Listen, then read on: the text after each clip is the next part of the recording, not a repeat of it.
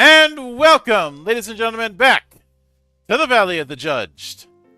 I am your one and only gaming monk, better known as Mildra, and with me, I have two of my good brothers here in the temple. We have the three-eyed master of bad puns, and good puns, depending on who you ask. There's no such thing. Good brother Joe. Hello, everyone. And our resident sky pirate, good brother Sizer.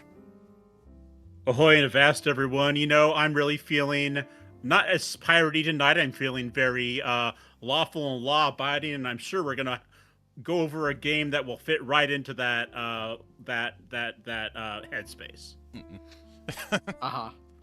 Yep. So it is one-shot week, as I'm doing one-shots both tonight and tomorrow. And I know I call it one-shot, but it's more like two-shots these days, but I'm still calling it one-shot because two-shot doesn't roll off the tongue as easily. But we have...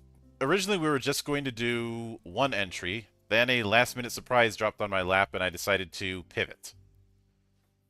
So, apparently, Rebellion wants to get in the tabletop business. They kind of already have been. There was the Sniper Elite board game, and there's been a few light games that are based on characters in the 2000 AD universe, which Rebellion is the owner of.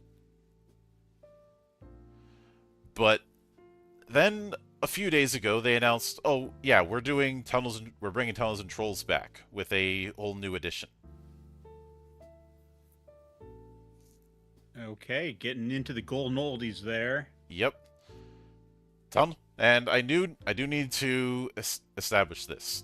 Tunnels and Trolls is old. Like, it came out 1 year after D&D. And it's been through some ups and downs quite a bit.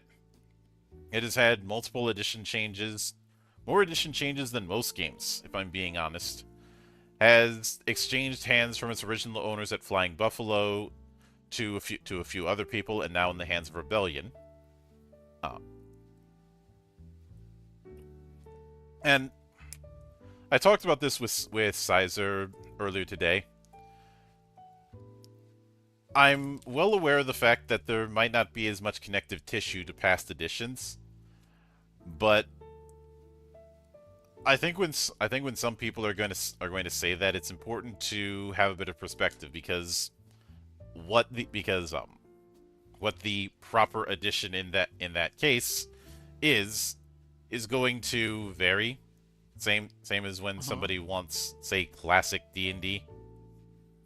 It's like, okay, which version are we talking? Because that's still a wide net.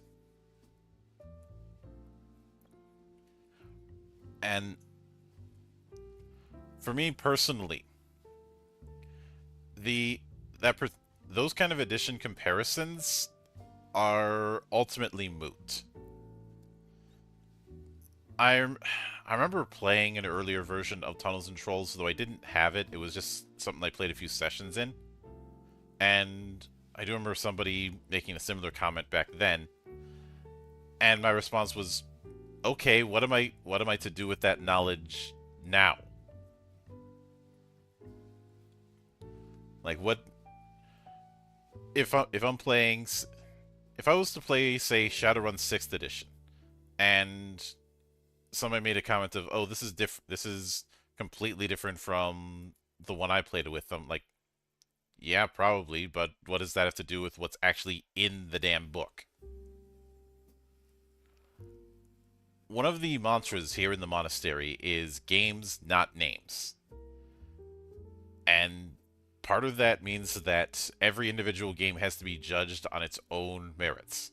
If it succeeds, it succeeds on those merits. If it fails on those merits. Now, I'm with you there, but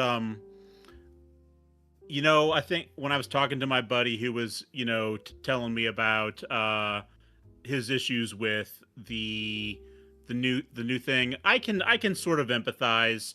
You know, if you wanted something that was sort of similar, had a little bit of connective tissue to the old games, you know, I get it. I get why you'd want that, but at the same time, I'm not, you know, I also am happy to see what a new studio is going to do with this IP, right? Even if it's not going to be like it was back in, you know, 1980 or whatever year you were happening to play it. Yeah. There's also, but yeah, like, if I had to use another example of this kind of thing, consider Battlestar Galactica. Yeah, good example. I think no one's gonna put down the Edward James Olmos version of BSG unless they were like a really dyed in the wool, old school, I suppose. And if that's the case, the attitude would be, I sympathize, but you're being unreasonable. Sounds right. Oh. Yeah. And in that same vein, Joe and I were talking about Sword World on Tuesday, and Sword World 2.2nd edition has some radical departures from first edition, including the setting. Yeah. And there were a couple major reasons why that was done. One was the climate of TTRPGs in the late 90s and early 2000s, where it's what's considered the TTRPG winter. Because TCGs were eating everybody's lunch at the time. And it was also felt that they had done everything that they could possibly do with that era and with that staff, so a fresh start was needed, especially with the upcoming 20th anniversary, and some new blood needed to be introduced into the design team.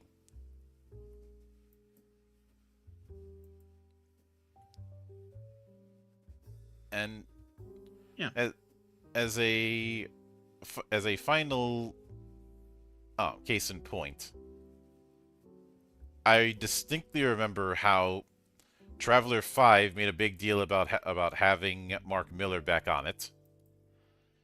Traveler 5 was a mess. And just a bit. Was one of those games that when I covered it, I felt myself slowly going mad, because especially because it committed one of the cardinal sins for me when it comes to a TTRPG book.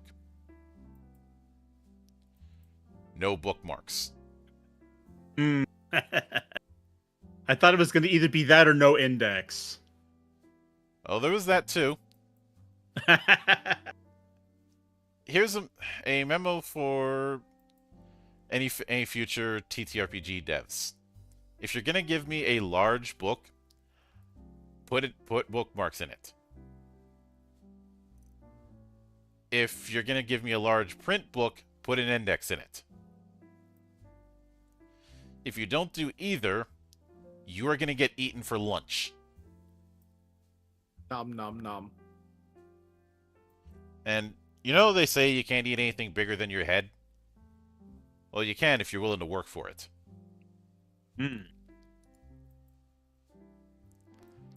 Or you can unhinge your jaws like a snake. Mm-hmm. Remember, no step on snack. Don't tread on me. But with that said, we'll be covering Tunnels and Trolls first, and then what we originally were going to cover, Picaresque Roman, A Requiem for Rogues. I did have to give a bit of a skinny before we started on what exactly Picaresque means. It is a roguish hero satirical style of storytelling that originated in Spain. Since this is from Japan, Roman, I'm guessing, is from the Japanese term for romance. It could be. It also could be a case of Japanese wordplay. It's fun. You know, much like how all the spells in Kamen Rider Wizard ended with please. I think you know why. I think you know why, Joe. Brother, please. Because please is the magic word. Yeah. Yeah. Yeah. Yeah. But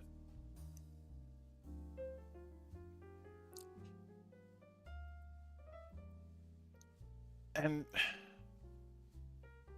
I will note as a bit of an aside. I do think a closer look needs to be given whenever we see other projects build themselves as from the creator of the classics, because just because you made a classic doesn't mean the current project is also going to be a classic.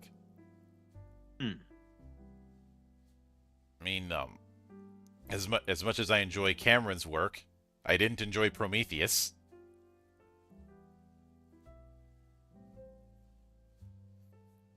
Wait, you mean Ridley Scott? Yeah, I don't know why I confused them. If I was gonna use James Cameron, I would have said, I haven't enjoyed Avatar just as a whole. Yeah, I'm with you there. It's like Yeah, the live action left a lot to be desired. Ha ha ha ha.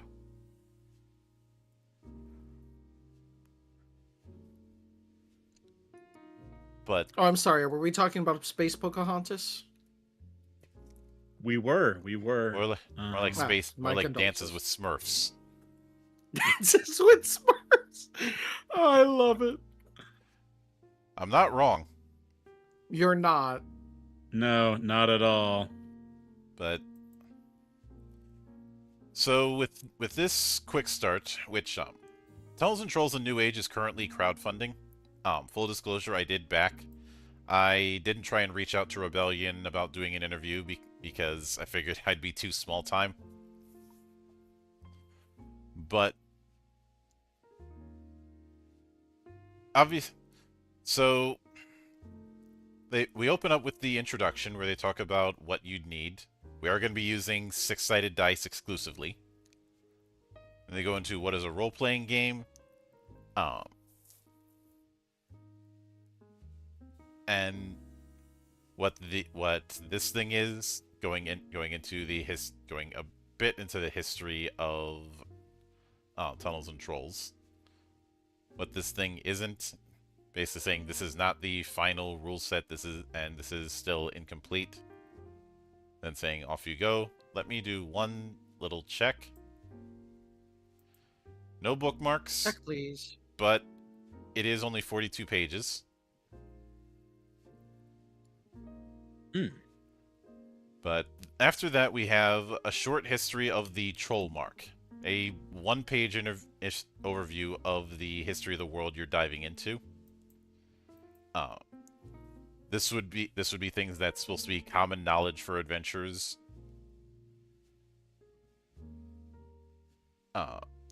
And hello there, Don Munn, and thank you for the congrats.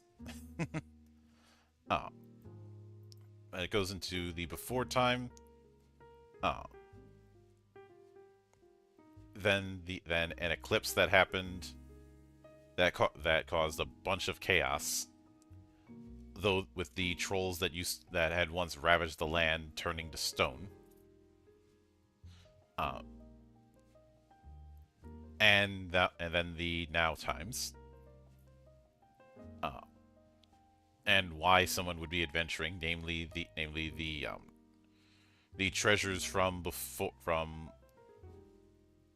before the trolls showed up.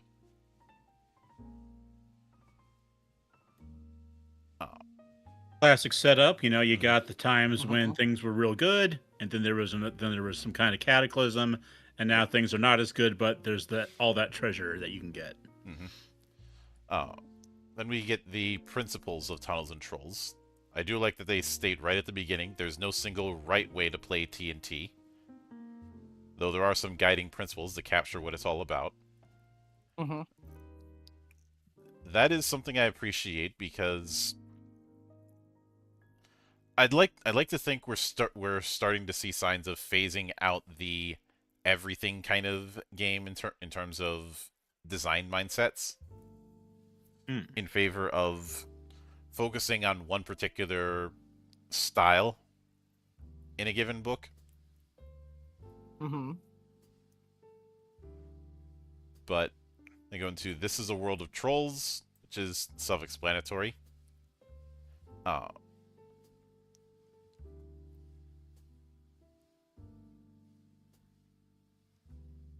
And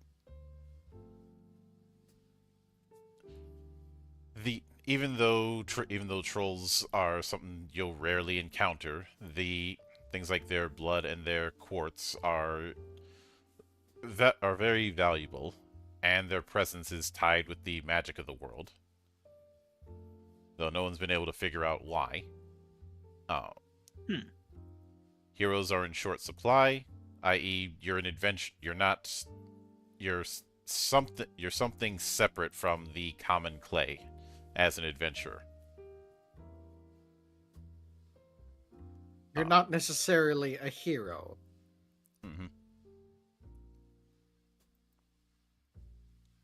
But it is the appetite for danger that separates heroes from the common folk. We also have knowledge is worth its weight in gold. Which would certainly make sense because if you think about it, this is a post-apocalypse.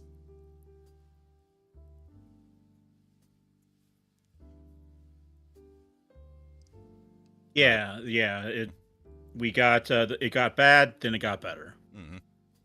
Then roll dice and see what happens. Self-explanatory there. Play earnestly. Also self-explanatory.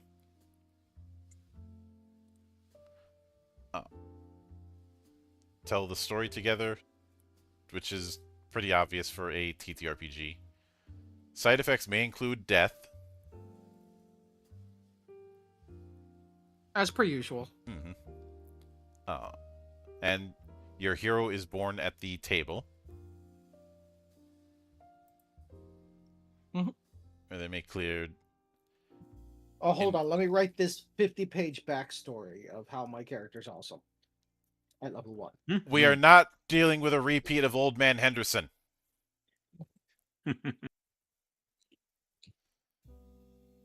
But then we How about have Sir Barrington? then we have the basics. So first being the core attributes, which is going to be strength, dex, constitution, wits, intelligence, and charisma. Those are the 6 core attributes. Wits.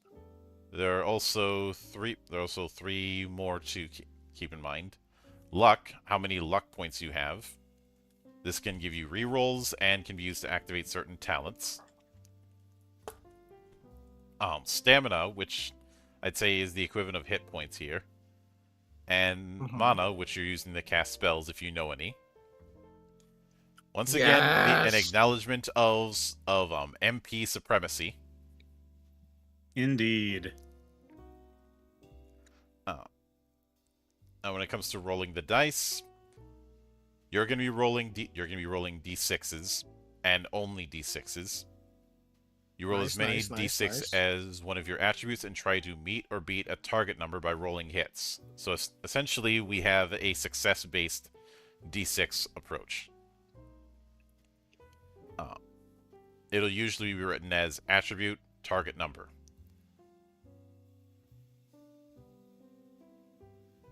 If you're rolling an opposed roll, then it's attribute versus opponent's roll.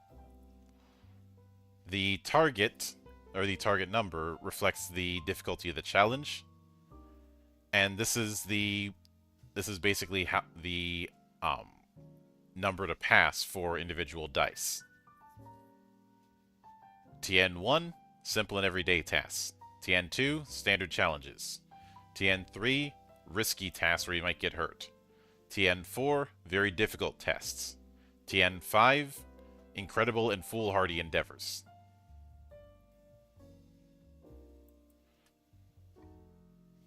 So, when something like, say, Shadowrun, you're rolling d6s and you're trying to get 4s or higher. Here, that number 4 can be a bit malleable. It is between 1 and 5 that determines the difficulty.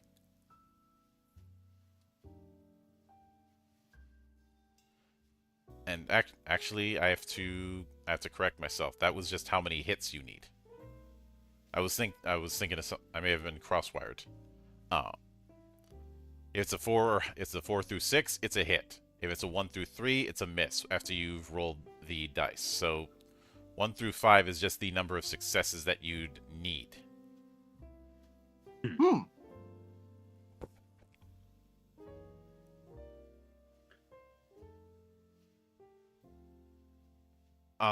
We also have the opportunity to have rolls be blessed or cursed. That doesn't mean something supernatural is going on, though it may be. Everyone believes their dice is cursed. Die may be blessed or cursed from a special piece of gear you're carrying, a trait or talent you possess, the result of a spell, and so on. Getting multiple blessed or cursed does not stack. You're either one or the other, or neither. If you would have blessed and cursed, they cancel each other out. Nice. So if you make a blessed roll, 3 up is a hit. If you make a cursed roll, 5 up is a hit. And whenever you roll 2 or more dice of the same value, they explode. Okay. Even if you miss. But seemingly, yeah. You would roll the first set if there's any matches. Though you would generate an explosion pool, then you would roll the die in the explosion pool. And yes, if you roll multiples in the explosion pool, you repeat the process. So yes, you could roll that explosion pool if you technically failed the first roll. If you also failed that one, the dice gods really must hate you. Like imagine rolling 4 dice, getting nothing but snake eyes, rolling 4 more dice, and again getting nothing but snake eyes or 2s.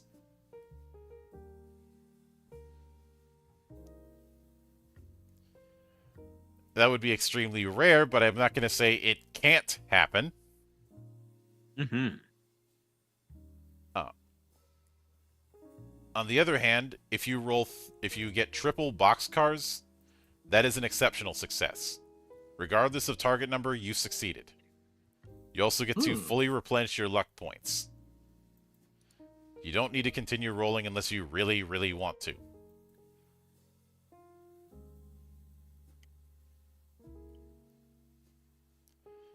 Which, fair enough.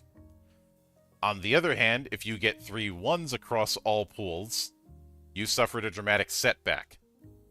Uh-oh. Ugh. And what makes that worse is, for exceptional success, you need 3 6s in any one pool. So either the base pool or the explosion pool. For dramatic setbacks, you just need 3 1s, period.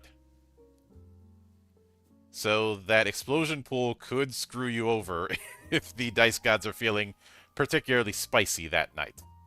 You know, I like that. I like that a lot.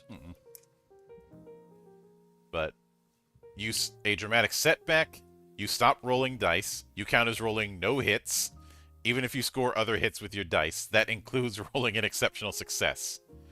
Immediately set your luck points to 1 exactly.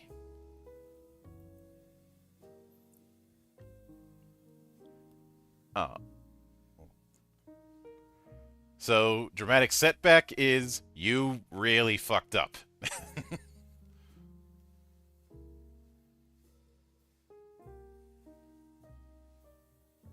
I really like that. I really like that.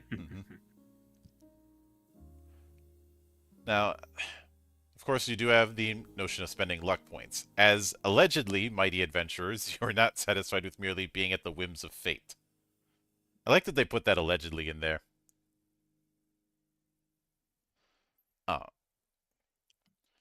Now, after you roll your dice pool or any explosion pool, but before rolling your next explosion pool, you can spend 1 or more luck points if you have any remaining. For each point spent, you can re-roll 1 die. Luck points can be spent to create doubles, triples, etc. They can't be used to re-roll a dramatic setback. Fate is already decided for you. There's a chance of regaining luck points in combat by rolling an exceptional success, as mentioned. Otherwise, you replenish your luck points at the start of each session. You might get some back when you put yourself in danger of combat.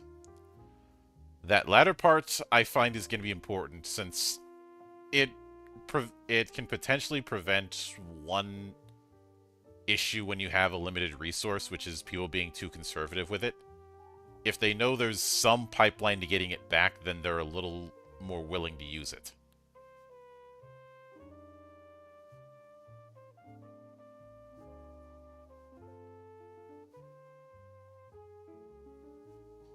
You get what I mean? Yep, absolutely. Yeah. So, and of course, the outcome, if you roll as many hits as a TN, you succeeded. If you roll less, you failed. I wonder if there's, in the full thing, if there's going to be anything for excess successes. You would imagine so.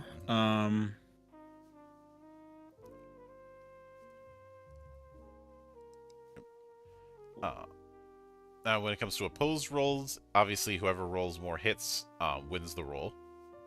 If it's a tie, you're at a standstill and something needs to happen to shift it one way or another. It does matter how much the winner succeeds in things like combat, they do say. So there is that to go with.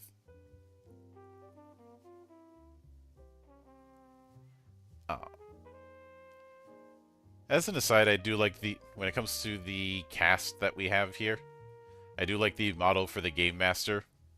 It's your your funeral. All three of the mottos are amusing. Aaliyah's "Be careful what you wish for." Yeah. We've all seen the Monkey's Paw episode in The Simpsons. See, Whiskers, who is a null beastfolk, whose motto is, "How hard could it be?" Famous last words. Osbert is a toadkin. It says, big spells are just small spells with confidence. Phrasing?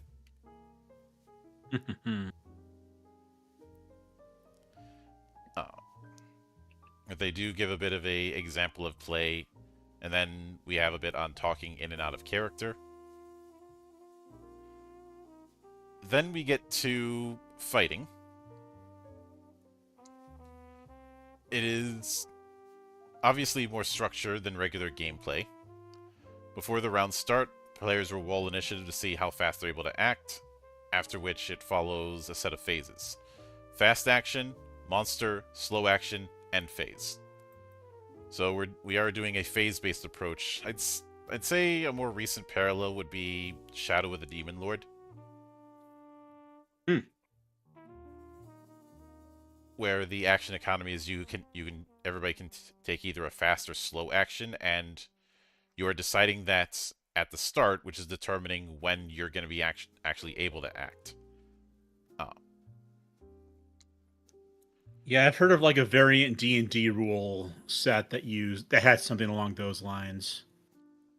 Rollmaster has its own version of phase-based approach as well. Yeah. But then we have the rolling of initiative, which is a TN2 dex check. The GM might change the difficulty based on circumstance. So heroes that succeed in their roll act in the fast phase. Heroes that fail act in the slow phase. So it's not exactly a choice thing at first. You don't roll initiative in future rounds, so your result lasts for the rest of combat unless you take action to change it.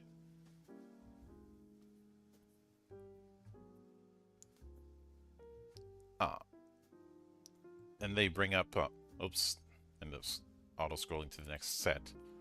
Tags, which are described as keywords that have specific mechanic effects in the game. Your gear will have tags to tell you what it does, like axe, pour, and enemies will have tags to designate their abilities. Axe pour is gear tag. Elite 2 might be an enemy tag, and you'll pick up tags in combat to reflect your situation, like Riposte or Struggling 1. Tags might be temporary or permanent, and all can be recognized from the all caps. Some tags have an intensity, which is a value that follows the word.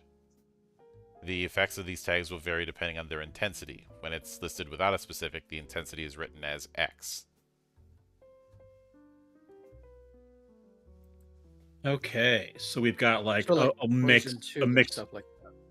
Mm-hmm. Yeah, we got kind of a mix of conditions for PCs, quality for gear, and sort of quality for enemies too. Yep. For monsters. Mm-hmm. Yep. Then we have threat. Characters will build up threat during the course of combat, representing how much pressure they're under and how much pressure they're putting on their opponents.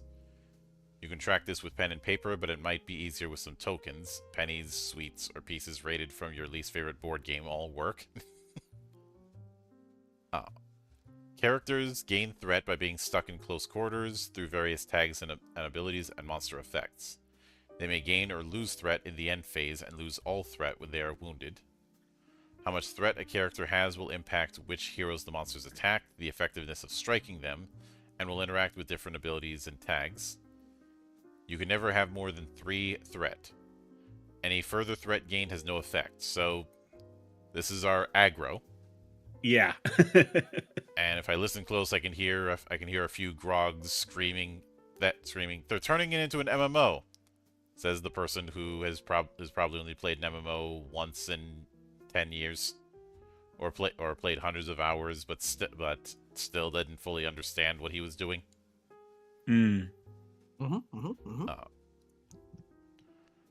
But then we have the action phases. As mentioned, if you succeeded on initiative, you take 1 action in the fast phase. If you failed, you take 1 action in the slow phase. If multiple heroes act in the same phase, you can choose which order they act in, so a bit of popcorn initiative there. When you take an action, you can either strike an enemy in melee, shoot an enemy at a distance, use spell to use magic, or stunt to court danger and take a dramatic action. Hmm. The monster phase, all enemies take an action.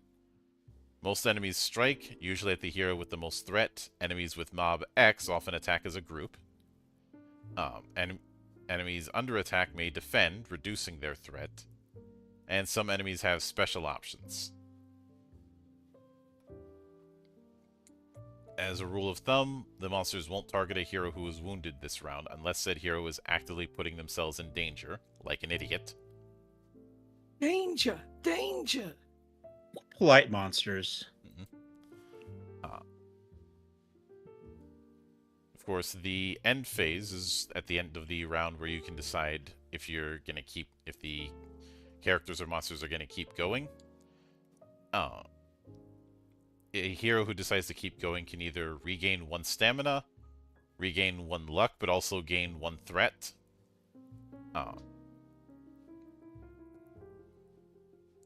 Which, even if you're capped at threat, you can still do that. If the monsters keep going, trigger all escalation abilities on monsters in whatever order the GM chooses. These vary but can include special attacks, calling for reinforcements, or gaining certain tags.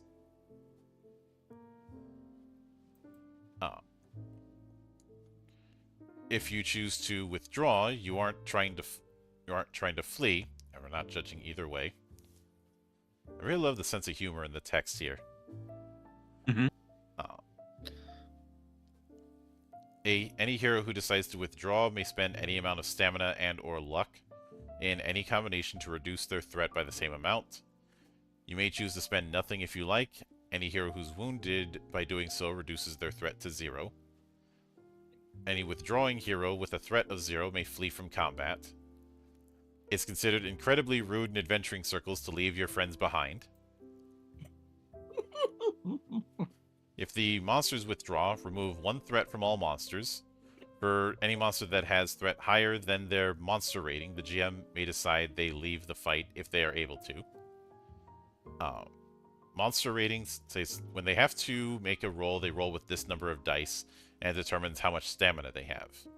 MR is covered more in the GM section on page 28. Mm-hmm.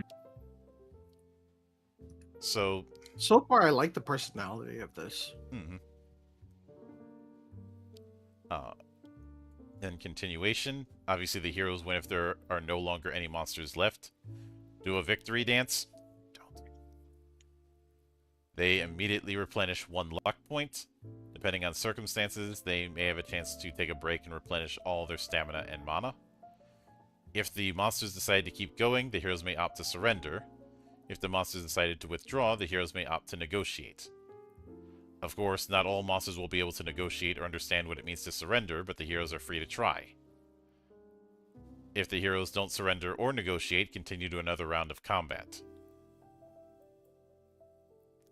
Now, if the heroes surrender, the combat ends. The heroes are now captive of their foes.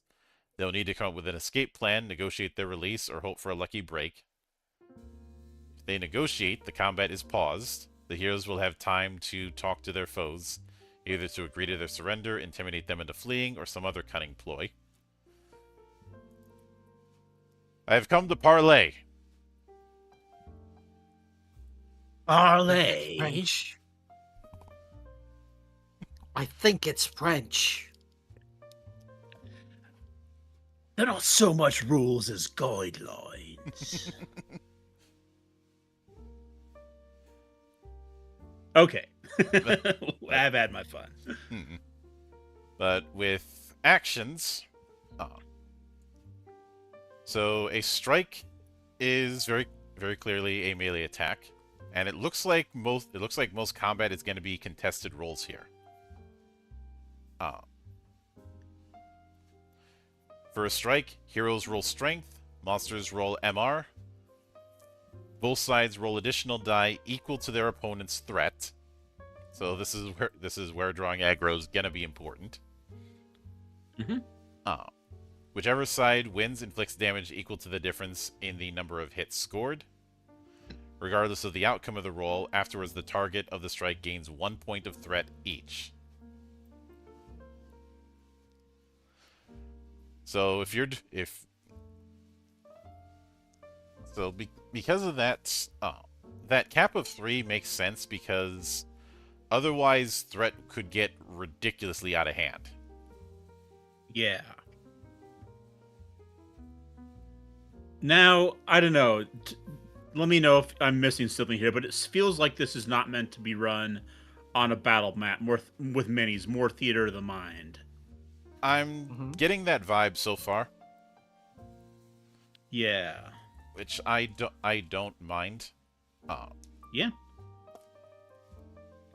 And I know for some people that is going to be blasphemous, but there's no reason that a game has to use grid combat. And in some cases, it would actually be a detriment. Especially if you want to go for more of an action movie style presentation.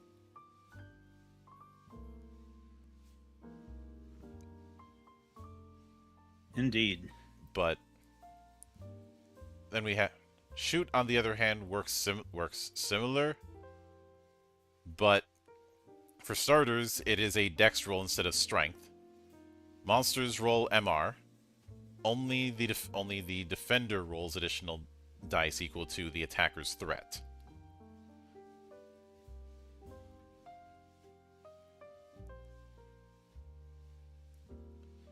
And if the defender wins, no damage is inflicted, as opposed to strike, where whichever side gets more hits is the one that deals damage.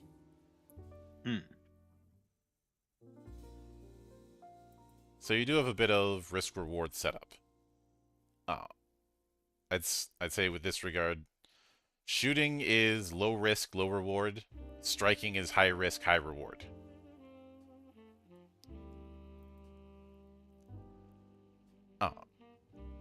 But when it comes to spells, it is basically casting a spell, and doing the requisite arm flailing, chanting, potion chugging, and whatever else it takes to make the magic work.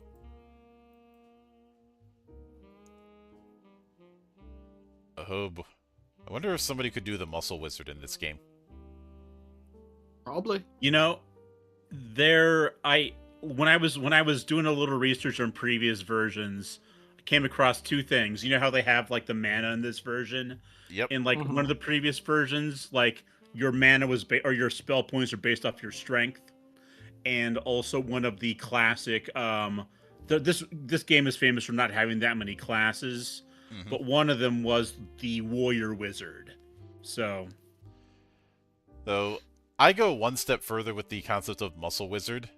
Imagine a mage who, instead of waving their arms, they do bodybuilder style flexing to cast spells. Oh yeah, like Flex Mentalo, the muscle man of mystery. And yes, Alex Louis Armstrong is the mascot for the Muscle Wizard. Because his style of spellcasting has been passed down through the Armstrong line for generations. I feel like we need to start having that song playing in the background. But then there's Stunt, which can best be seems to be the everything else kind of action. You're describing the kind of action you want to take and what you hope to achieve. It can be things like jumping onto a table to gain the high ground. I know we're thinking it. It's over, Anakin. I have the high ground. There, I got it out of my system. Boldly... You know, I feel like we've just learned the 5 S's of TNT: strike, shoot, spell, stunt, and strike. You know, at least it's not the 5 Ds of dodging. Yeah. Remember, folks, Tunnels and Trolls is a game of violence and degradation. Damn. Boldly taunting an enemy with a few choice expletives. Your mother was a hamster and your father smelled of elderberries. Now go away or I will taunt you a second time. carefully aiming your shot at a weakness in your enemy's armor. He keeps kicking me in the dick. Why? Why does he keep kicking me in the dick? Or heroically ducking behind a table to avoid a blast of magic. Stunts come in two forms, a modified stunt or an independent stunt. A modified stunt uses a regular action such as a strike as its basis with the hopes of gaining an extra advantage, while an independent stunt is entirely its own action. In either case, stunting always adds risk. After all, great dramatic moments always invite the possibility of dramatic and humiliating failure. When a modified stunt alters another action, you will take that action as normal. If you succeed, the action happens as normal. For example, inflicting damage and threat on a strike. And also gain some other benefit. Maybe you do more damage, inflict an additional threat, give the enemy a debilitating tag, avoid the effects of a negative tag yourself, and so forth. However, if you fail, in addition to any other effects, you now take an additional penalty.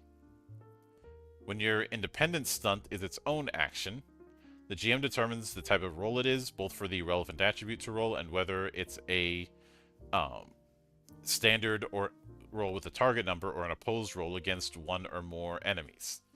If you succeed on the roll, you gain a benefit based on your action. Before a character stunts, the GM should give some sort of indication to the players what the consequences of success and failure are, though they don't need to spell it out in detail. There really is no limit to what a stunt may accomplish, for better or worse, but here are some possibilities to consider. Increase or reduce a hero's threat, potentially also forcing an enemy to target them or ignore them in the monster phase. Gain a tag, like Riposte, strike rolls against you are cursed. Armor X, reduce incoming damage by X, or bypass X, ignore X points of armor. Give a tag, such as Cursed, next roll is cursed. Delayed, lose your next action. Or Struggling X, opponent rolls X additional dice when taking a shoot or strike action against you. Or a hero changes which action phase they act in for the remainder of combat. When you inflict a tag onto an enemy, its intensity is normally determined by its threat. So if you manage to trip up an enemy with threat 2, it might gain Struggling 2. That said, the intensity of any tags is ultimately down to the GM. I'm glad that they put that little bit of advice, because otherwise I would have been concerned about the guidance question.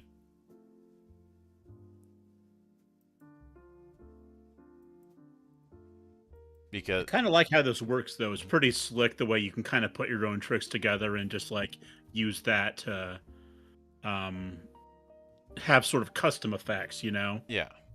If we were thinking earlier on that the game might lean towards theater of the mind, I feel like the rules for stunts solidify it. Yeah. Because there isn't a move action that we saw here.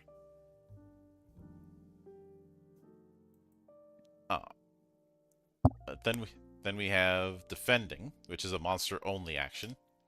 When a monster defends, they roll MR. For each hit, they can either reduce their threat by 1, reduce the intensity of a negative tag by 1. At 0, this tag is removed, or remove a negative tag with no intensity. Oh.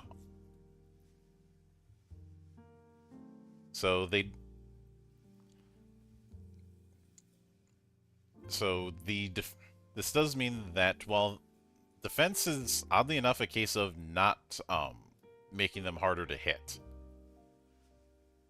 The closest to that would be the threat reduction, but that's just a range of 1 to 3 dice that's going to be moving quite a bit. So I can see why it was suggested to have tokens when it comes to threat. But when a character takes damage, they reduce their stamina equal to the amount of damage received. With an attack, this is equal to the difference between the number of successes plus any additional damage from tags. If a monster's stamina reaches 0, they are defeated. Stamina always equals MR. If a hero's stamina reaches 0, they are wounded. When this happens, immediately restore their stamina to max and reduce their threat to 0. However, if they are already wounded, they are now dead.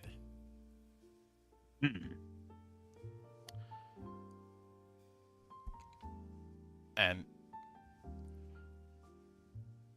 I have a feeling. Oh, go ahead.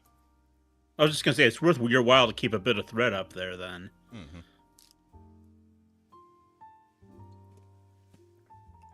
A bit, but not too much because threat is a double-edged sword. Yeah. But we also have armor.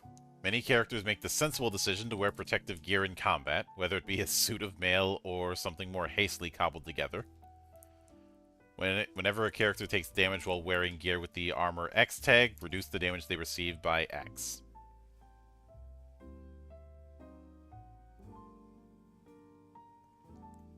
But the base action economy is pretty straightforward. This is one case where the one action that you get, that's really all you need. Mm-hmm. But here's a rare treat. I'm always amused when I see the extra U in words. Yep. It shows where something comes from. Mm-hmm. Yeah. Here's a rare treat. Character creation in a quick start. That's usually not something we see.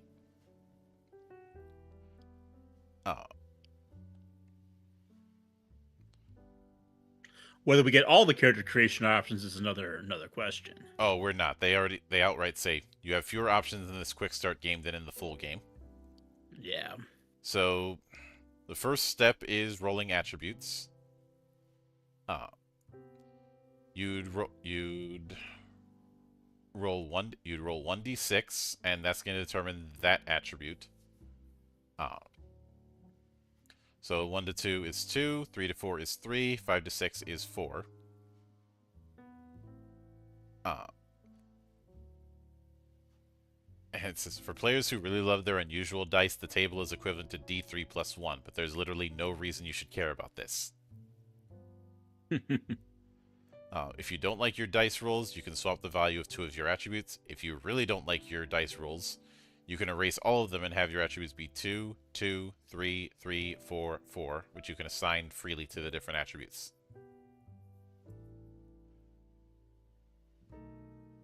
Though I think we all know that one person who's going to end up lucking out and get way too many 6s. You know, like the same guy who somehow gets 18 3 times. Yeah, it always happens. You know, I know what the odds against it are, but it always happens somehow. Mm-hmm. But then you also, after that, you determine things like your luck. So how many luck points you have. This is equal to the number of attributes with a value of 2 plus 1 more. Which does mean that your luck should start at 7.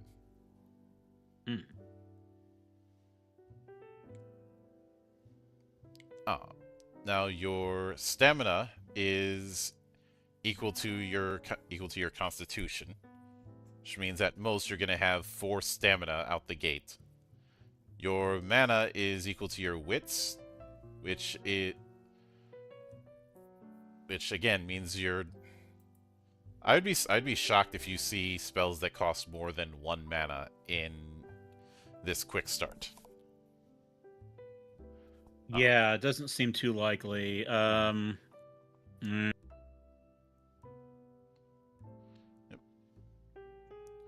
But then we have your background. There are 3 aspects. Your kindred speaks to your culture. Your motto, a short summary of your character's approach, and your trait. You roll 1 die. On a 1 to 3, go to the common kindred table. On a 4 to 6, go to the uncommon folk. You then roll a die to determine the kindred or uncommon folk group, depending on the table. This also determines your trait. Then roll again to pick your motto. So the kindreds we have are humankin, halfkin, dwarfkin, elfkin, orckin, goblinkin. The more uncommon types are flutterfolk, seafolk, smallfolk, largefolk, beastfolk, and lingerfolk. Ooh, gremlinkin. Mm-hmm. And they give a bit on that. Oh.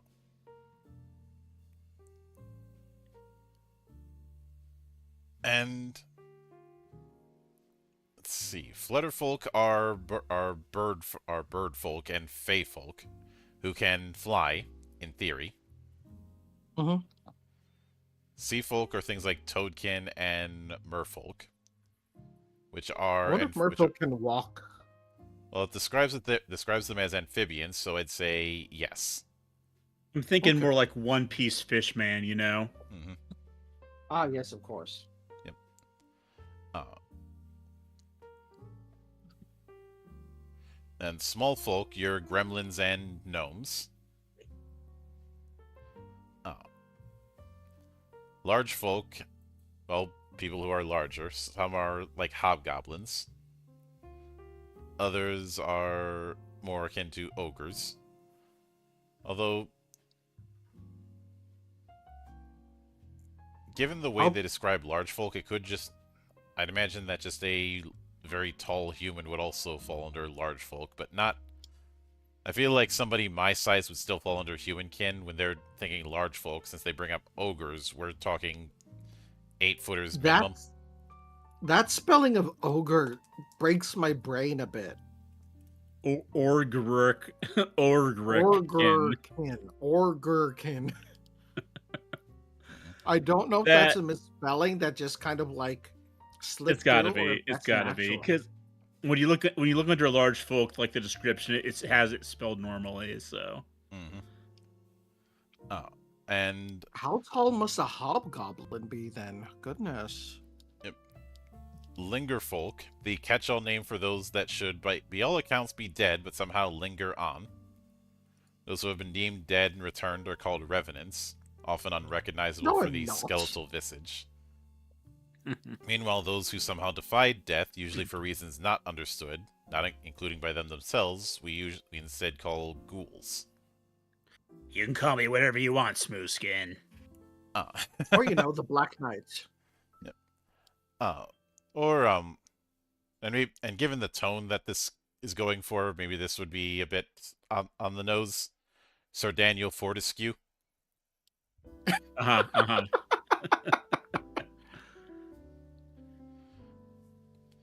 The supposed heroic knight that died like a bitch in the first charge.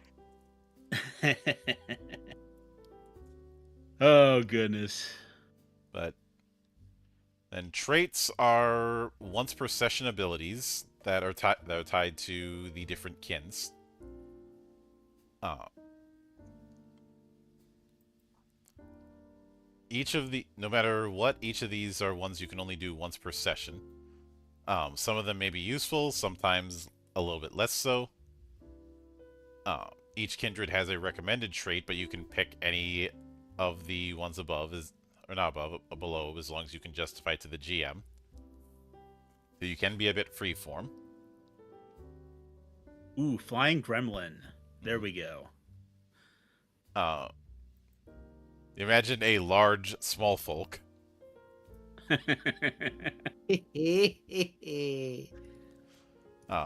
Or a small large folk. Someone's gonna do it. Or if I'm gonna continue with the large folk thing, a flying one. Mm-hmm. Or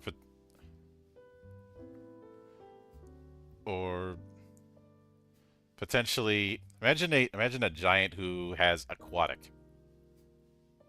You think, he can't get me. He can't swim, and then he just speeds through the river.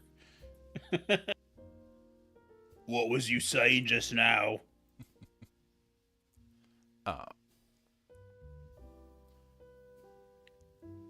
And since it talks about how you can spend an hour underwater, I could see that making for an amusing ambush of just having somebody very strong just sit at the bottom of the lake until the boat comes in and the boat suddenly, mysteriously capsizes out of nowhere. And then you hear, die, die, die, die, die, die, kill, kill, kill, kill, kill, kill.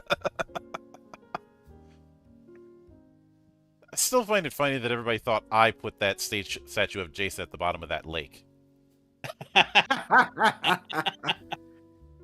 That's in Minnesota though, right? Yeah, in North. Okay. There's this spot that's popular for lake divers, and somebody put a life-size statue of Jason at the bottom of the lake. Yep. And I only know about it because my friends messaged me about it saying, "Did you do this?" I'm like, "No. I've never even been there."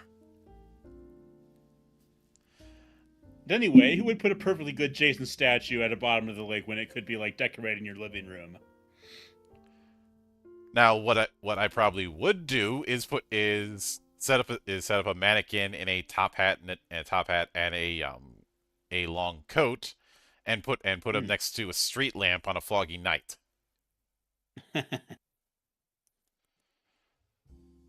I didn't do that per se, but I did mess around with the lighting with a statue of Frankenstein.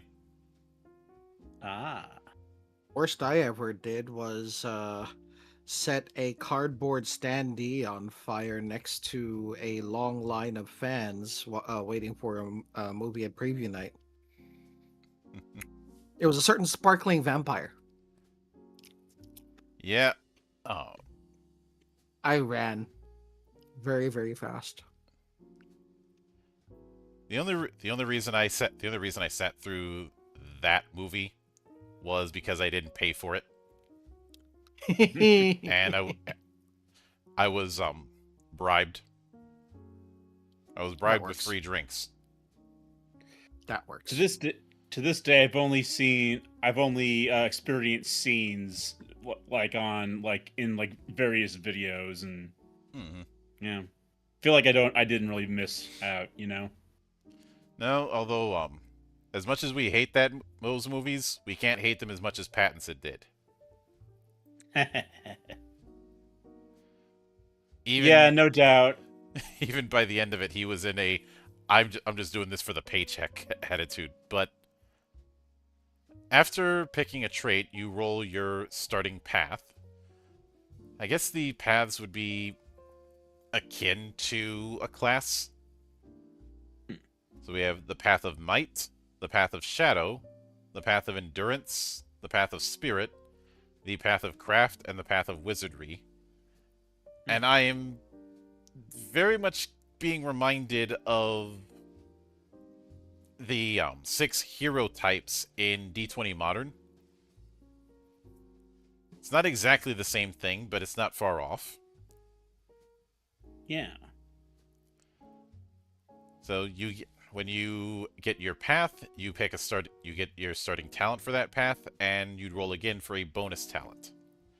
If you don't like your dice rolls, pick any of the 6 paths, get its starting talent, and either of the 2 bonus talents.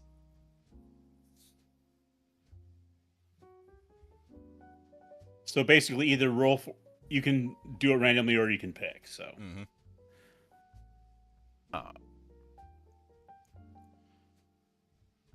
And a lot of it looks like the path talents that you can get, a lot of them are tied to luck points.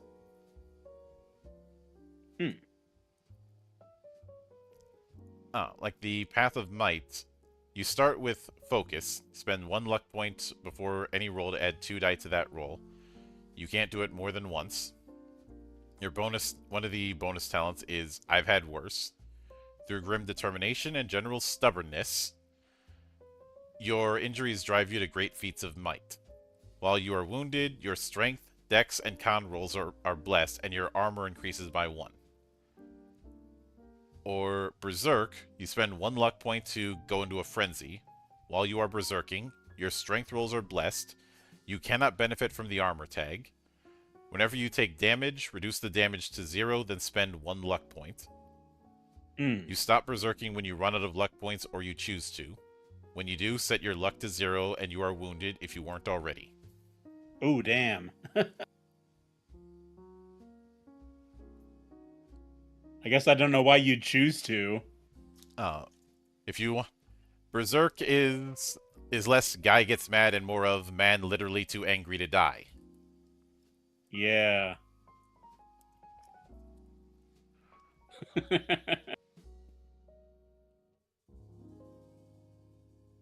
But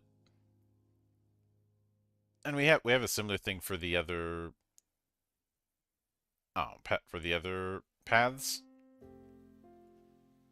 Like Path of Might is very much for people who want to do the fighter or the barbarian kind of thing. Uh, Yeah. Path of Shadow, I'd say your roguish characters. Uh, Path of Endurance is, I'd say, your knight or paladin archetypes. Hmm. Especially since they're all about being tougher, being able to take hits.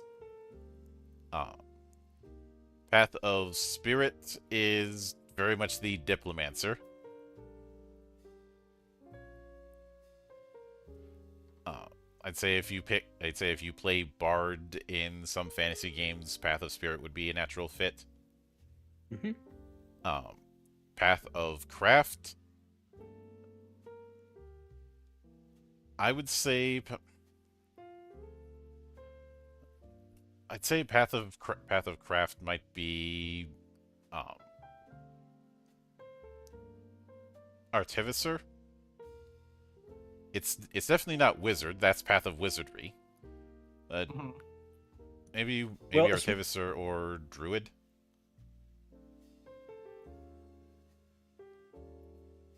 yeah. Oh yeah, I think because it allows you to like enchant enchant a weapon, or and just doing little magic stuff. You Mm-hmm. know, little magic things. Yeah. And Path of Wizardry is, well, wizards. Uh,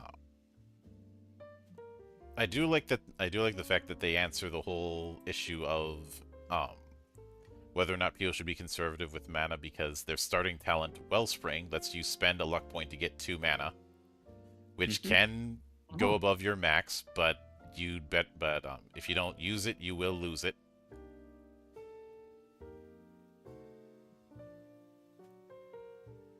And the bonus talents determine which spells you can cast. The School of Harmonics or the School of Weaving. Uh, and to cast a spell, you must always spend 1 mana. You can choose to spend more than 1. The effect of which varies by the spell, but it always makes it better in some way. The max you can spend is equal to your intelligence or your charisma if you have the speaker talent. Hmm. Uh, Although, if you have the Weaver talent, when you cast a weaving spell, you can spend 1 mana to re-roll any number of dice. That School of Harmonics, you must be able to make the appropriate noise.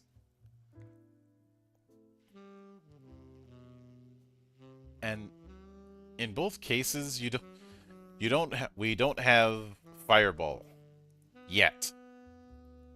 Hmm.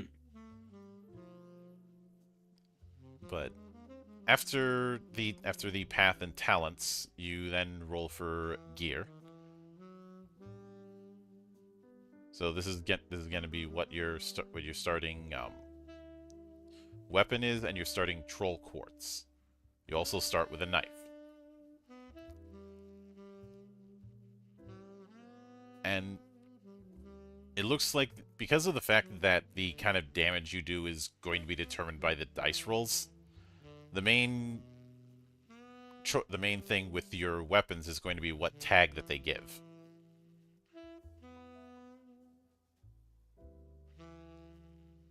Oh, Okay. and quartz. Each type of troll quartz seems to have a different effect. Like an amethyst one glows in the dark. A blue one will always give you a sense of what time of day it is. A citron one will make a noise when in contact with poison or disease of any kind. A rose one, when it's squeezed, it emanates just enough heat to maybe start a fire. A smoky one, when you give it a bite, it'll release a little cloud of mist. It tastes foul though. And a vermarine vibrates when placed on something magical or cursed.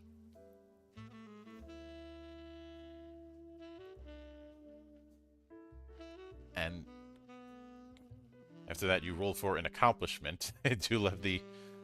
You accomplish something, but kind of approach with this table. Like, I seduced a noble, but it turns out they weren't really my type. Or won a duel of wits, but lost the duel of swords that came after.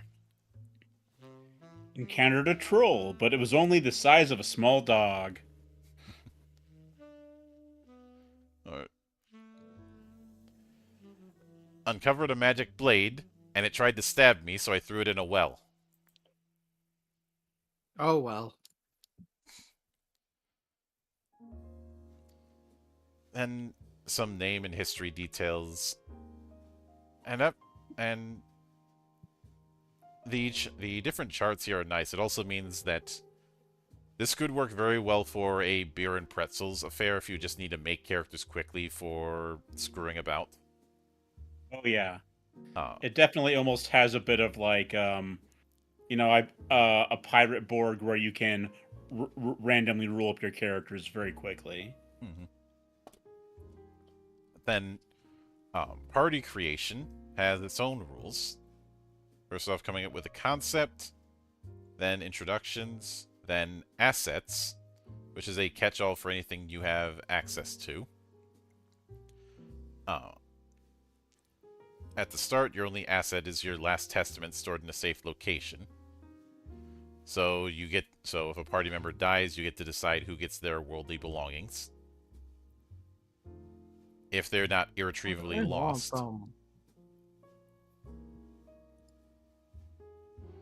And luggage covers everything you have to lug around your journeys beyond your personal gear.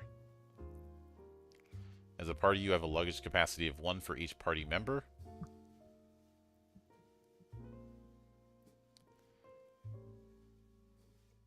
And you also have potential connections.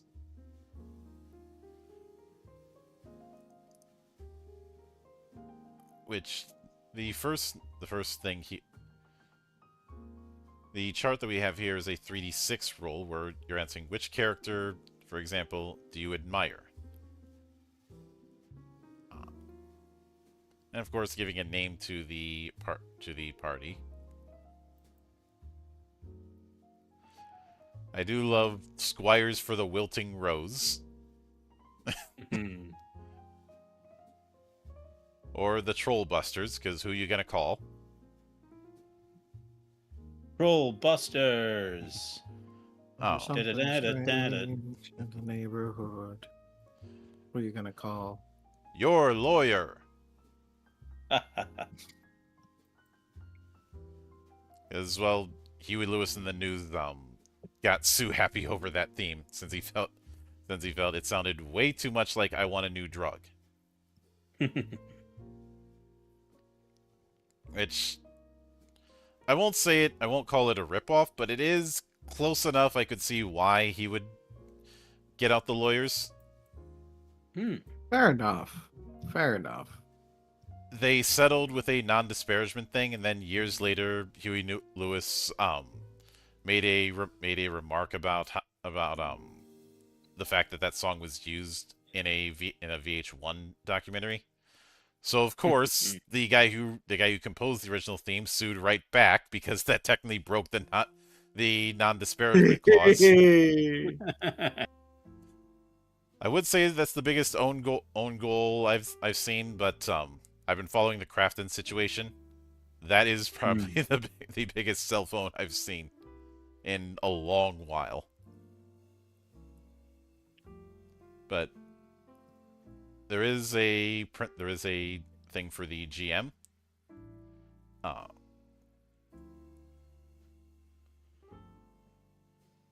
as far as some advice and some of the things for the GM to use. Uh, I do like that they have a guideline for MR. MR2 is an average mook. MR4 is tougher. If you want enemies with more agency, give them Elite X, which doubles their stamina and gives them X additional dice on actions. For groups of enemies, add Mob X, which lets them strike together. Then All the Brute Squad. Yep. Then it goes into the adventure proper, which obviously that is something that's getting skipped. And at the tail end, we have a short list of the different tags. So Blessed, your next roll is Blessed. Bypass X, ignore X points of armor. Cover, shoot attacks against you are cursed. Remove it at the start of your turn. Cursed, your next roll is Cursed. Delayed, skip your next action. You can spend a luck point to remove it. Explosive, on your next attack, add 1 die to every explosion pool you generate. You must roll any and all explosion pools you generate. No matter how close you are to, and what is it called again? An epic fail? No. Yeah. A dramatic setback. Mm-hmm. Dramatic setback. Thank you. Knackered, you can't add threat dice to your roll. Remove at end of combat. Persistent X, at the start of your turn, lose 1 stamina. Remove after X turns. Riposte, strike attacks against you are cursed. Remove at the start of your turn. Struggling X, opposed rolls against you gain X additional dice. Tipsy, all your rolls are cursed. Remove during the end phase. And there are some monster-exclusive tags like Armor X, which works like the gear tag, reducing damage by X. Mob X, up to X monsters can take a strike action, rolling their dice together. Weak, on a successful strike, inflict at most 1 damage. If multiple of this monster are striking, inflict at least 1 damage per monster. So that's a good way to do chip damage. Reinforce is an escalation effect. Roll monster rating and choose a non-elite monster in this fight. Add 1 more of that monster to the fight for each hit scored. And Elite X, whenever this monster rolls MR, they roll X additional dice. They have stamina equal to twice their MR. I feel like Elite is the kind of thing you'd give to bosses. Yeah. But when it comes to gear tags, we have Armor X, which we already went through.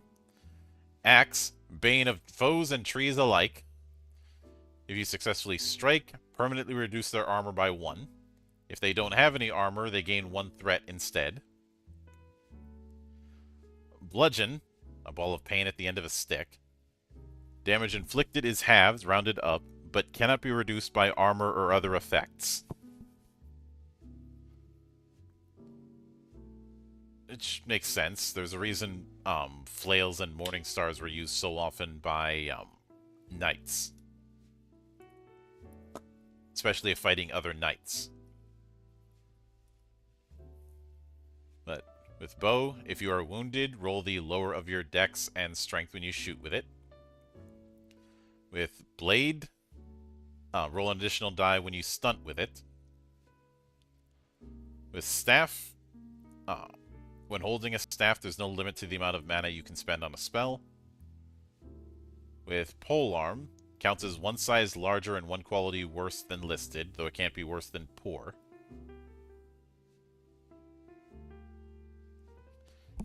And, of course, there are size tags as well.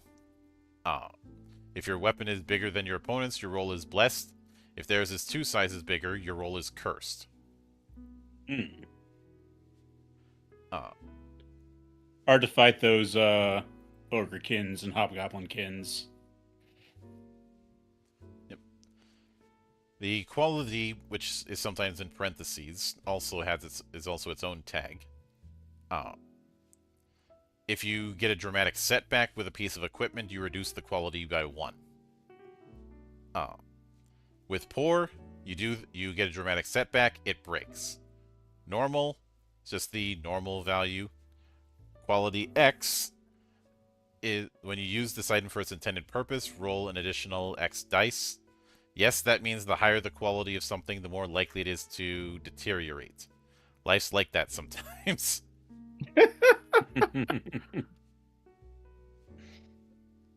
And that more or less covers Tunnels and Trolls. Mm-hmm. So, just as its own game here, there's definitely a lot to like. This is a very beer and pretzels kind of game, to its benefit. Yeah, I agree with that. It's the fact that you can just use D6 to roll on all the tables, quickly generate a character is fun. It also seems like you're not really supposed to spend a lot of time planning like a perfect build, right? Because you're supposed to just roll those attributes one, like in 6 rolls, and you get what you get, and you can switch. You can maybe switch a couple around, but for the most part, that's your character, right? And from there, you don't have to worry about a class or any class abilities. You've got the paths, but those are not. Those still allow you to do other things aside from, they narrow your focus a little bit, but not as much as they might for, like a D&D party. Yep. I have a feeling that advancement isn't in the full thing isn't going to be based on level. It's going to be a XP as currency thing, based on what I'm seeing.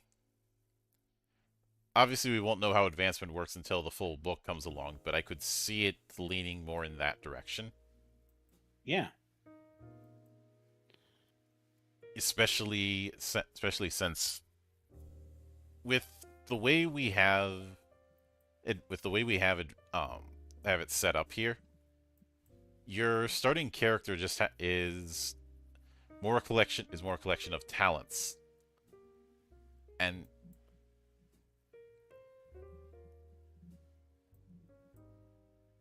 I think what's going to be very interesting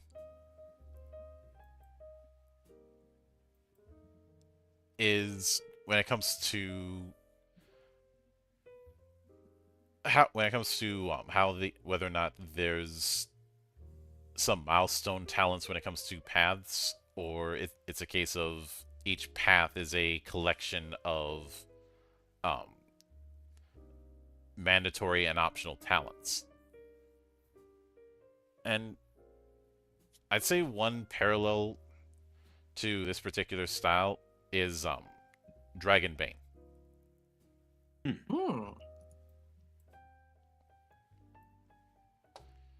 It isn't an exact 1-to-1, but the two games have very similar DNA, and I could easily see both games being used as a entry point.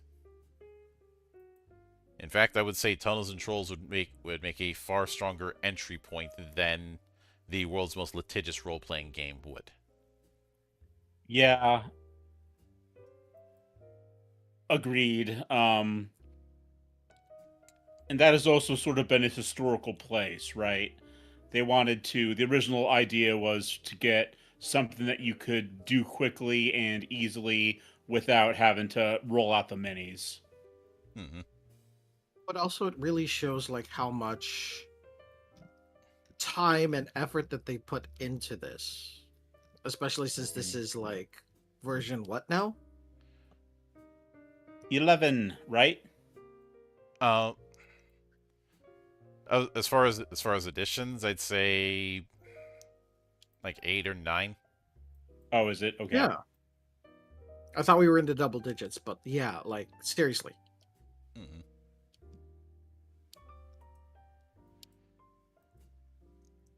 And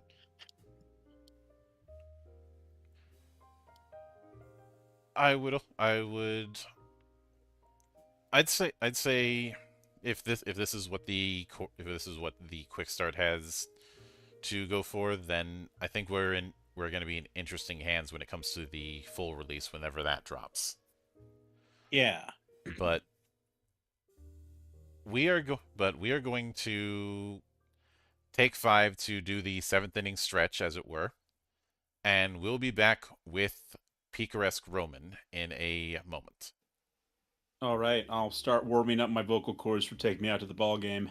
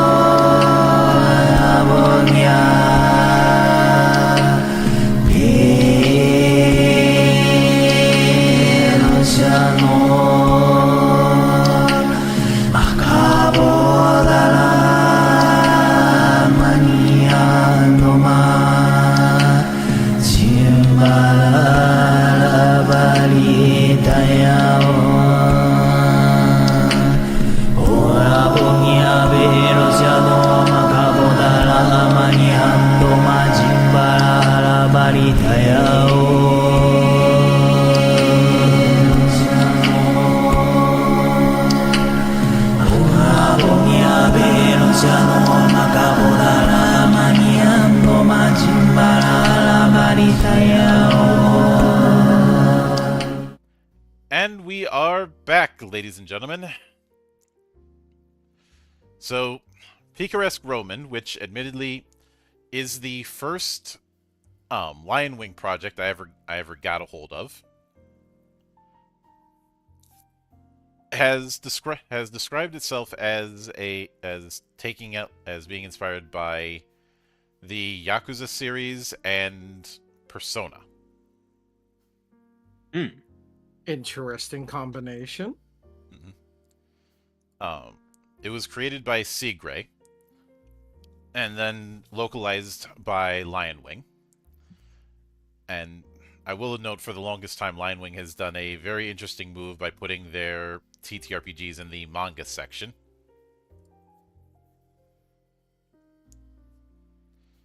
Which is definitely a move. Yep.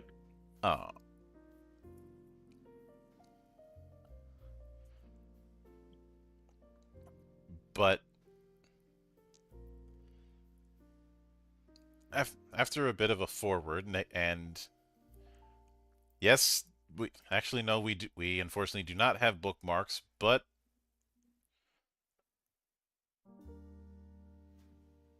actually no, never mind. I was thinking we had hyperlinks, but no. Unless that was updated later. We must do our best. We'll soldier on. Oh yeah. And Joe, I remember before we went live, you were asking about the Roman part of the name. Right in the opening, they answer that it is a Japanese loan word for romance in the sense of an epic That's tale. what I thought. Hey yo, high five. Hey. Yep. The original One Piece opening did teach me something. But they obviously this is going to be using D6 at least two per person.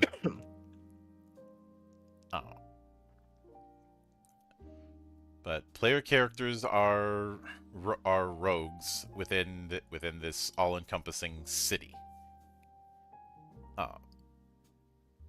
And the rogues that are your player characters are the worst of the lot. Those who stand out in this fashion are called Picaresque. Damn. Can't believe they're the worst of the worst. Although I do like that they put in the sidebar saying, don't let it go to your head. There's more Picaresques in the city than just your PCs. Each PC's got a main gig, what their occupation is currently within the city, and then a side gig, something they do on the side or use to make a living. The 5 main gigs are as follows: Yakuza, Info Broker, Swindler, Heartbreaker, Gambler.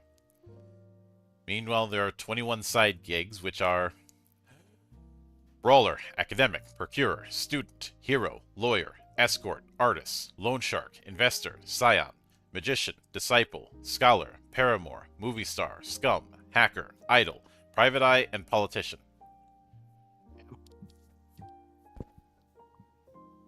PCs are composed of 1 main gig and 1 side gig. You can be a former idol turned Yakuza or even a heartbreaker who works as an artist. The names are mainly mechanical. So long as you're not messing with the mechanics, feel free to change the name. A Yakuza could just as easily be a gangster or mafioso. A gambler could be a card sharp. I think that was supposed to be card shark. No, card sharp is correct. Sharp is correct. All right. Yeah, I think you can go either way with it, though, can't you? Yeah, so it started as card sharp, and then people either kept on mishearing it or decided that shark was a little more apropos, but the original term is card sharp. Yeah. So after deciding that, the main stats are violence, insight, charm, luck, and capital.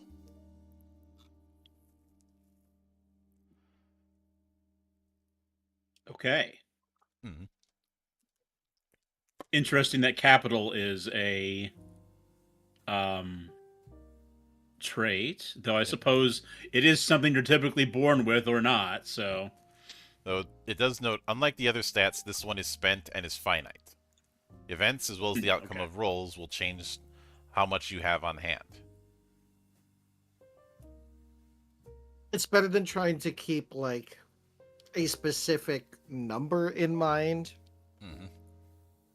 Yeah. So, I'm guessing the understanding is if you're just purchasing little things, you generally can afford it. think of the resources dots in a World of Darkness game. Do I have to? Yeah. When you're making a check, you can spend capital to increase your result by the same amount. Normally, you can't willingly spend yourself into the negatives. Sometimes there will be situations that may force you into the negatives, in which case you'll take a penalty to all results equal to how much you're in the red by. When PCs make opposed checks after they have the results, the initiator decides whether to spend capital into how much, and their target does the same. After they have their final results, the process doesn't loop around. So after the target finishes, the initiator doesn't get to spend more.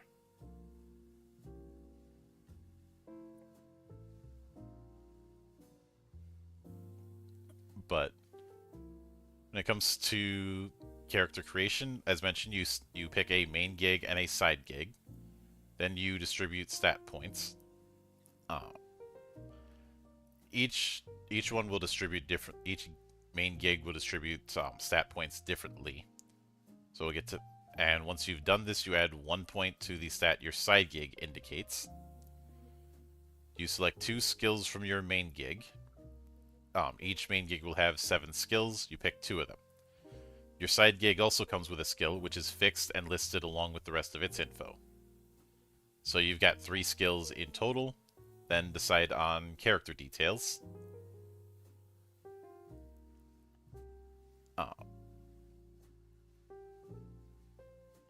And you also have a random chart that can be used to determine, okay, why are you in the city? Why do you exist here? Mm-hmm. Abnormal fetishes. And when it comes... Now, the game doesn't do character growth in the typical sense. There's no XP handed out. You're not raising in level. But there's nothing wrong with, say, taking a 3rd main gig skill, or getting a 2nd side gig, or even increasing certain stats. It's whatever works for your growth. Though at the end of a session, each PC gains notoriety, which represents how well you're known in the city. The more rogues and VIPs they quash, the higher that gets. Notoriety is a quantification of that.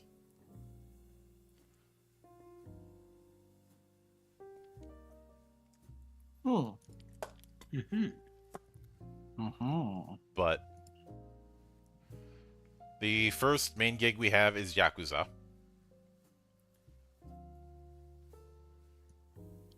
Which is going to excel at violence. Your violence is 4, and you've got a 3, 2, and 1 to distribute to the other stats, and you start with 2 capital. And then we have the main gigs for it. And if you chose warrior at the start, you'd have a violence of 6. And info broker excels in insight. Your insight is at 4. You've got a 3, 2, and 1 on the other stats. You start with 3 capital.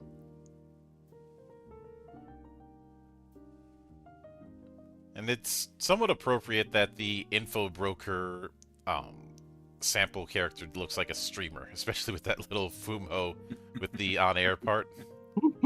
Yep. A swindler is a confidence man, and that looks way too much like Laurent from The Great Pretender for my liking. You know who else it looks like? Johan. You've seen that one? Monster. Yep. Yeah, Monarch and I Also talked looks about like Monster Lloyd. quite a bit. Right. I could see it.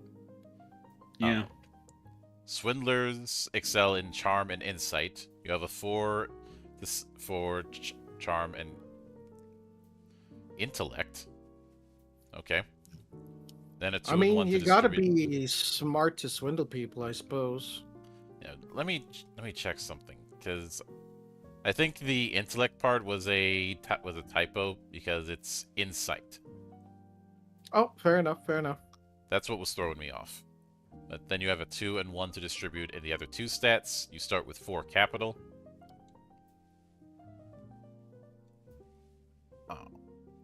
Then the Heartbreaker. Cute. Heartbreakers excel at charm. Their charm is at 4. They have 6 points to distribute as they like to the other 3 stats, but no stat can be higher than 4. You start with 1 capital. So Heartbreaker is a little more freeform, but definitely leans towards a different type of Diplomancer. And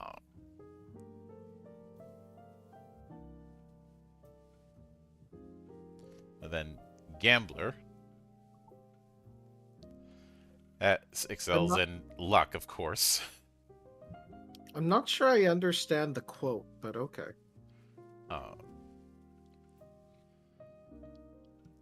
You set your luck to 5. You have a 3, 2, and 0 on the other 3 stats. You start with 1d6 minus 1 in capital.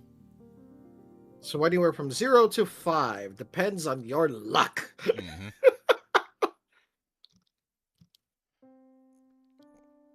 That certainly fit.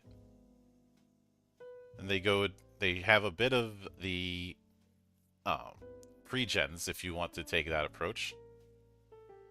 So the pre-gen for Yakuza has Academic as the side gig. For Infobroker, Investor as the side gig, which makes sense. For Swindler, the Disciple side gig.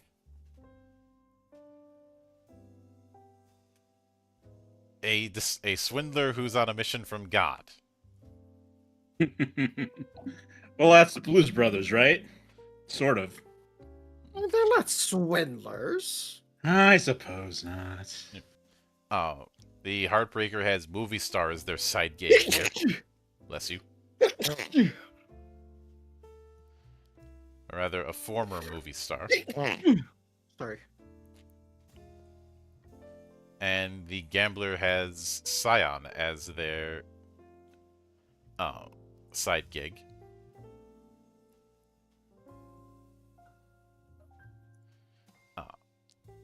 Basically, so of course the Gambler is loaded.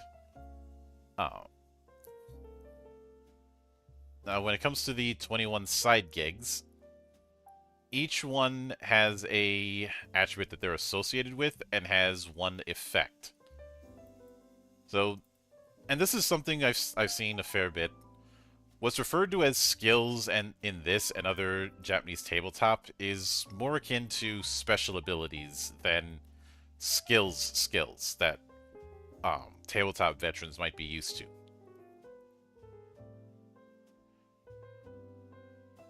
Of course, if you've seen the special skills thing in say, a video game RPG, you're going to be in familiar territory with these.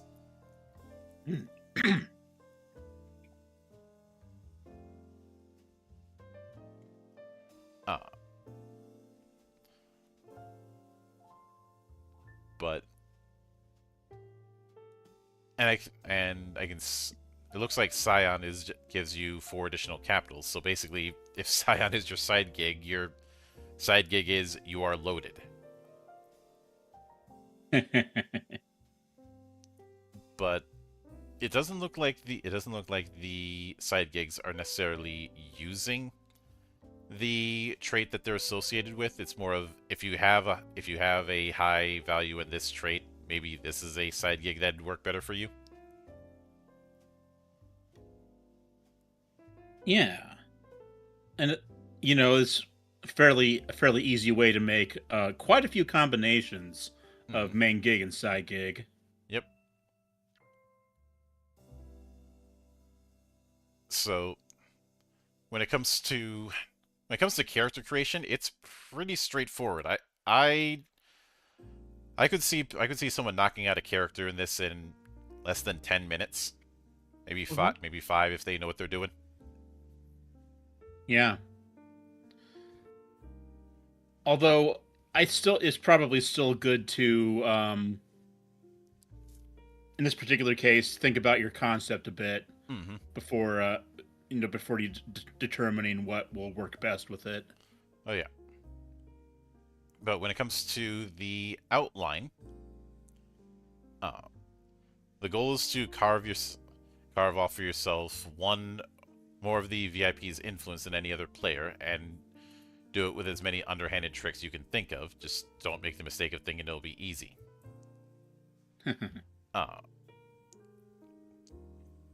So, getting funds, getting information, forming truces.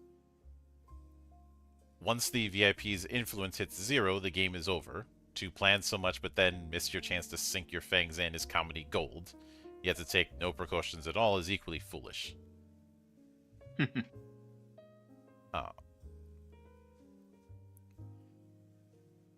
And there's also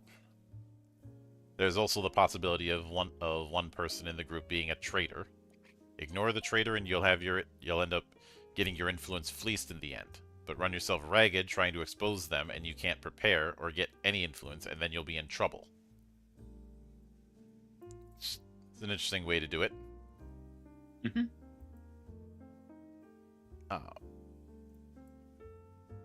But when it comes to checks, once again, we're only using 6-sided dice. Usually 1d6 or 2d6. Full stop. With most checks, you're rolling 2d6, adding 1 to your stats, add any modifiers, then compare that to a target number. If you roll double 6s, that's a critical and you automatically succeed. If you roll snake eyes, that's a fumble, you automatically fail.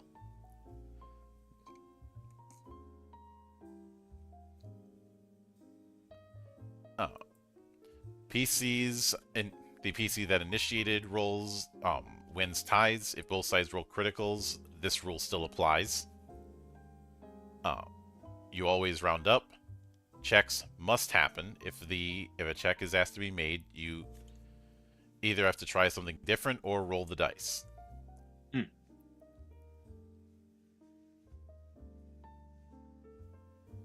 And they also have a thing about the difference between open information and secret information. Open information has to be disclosed when asked for. Secret information is things like a PC's task or their amount of influence.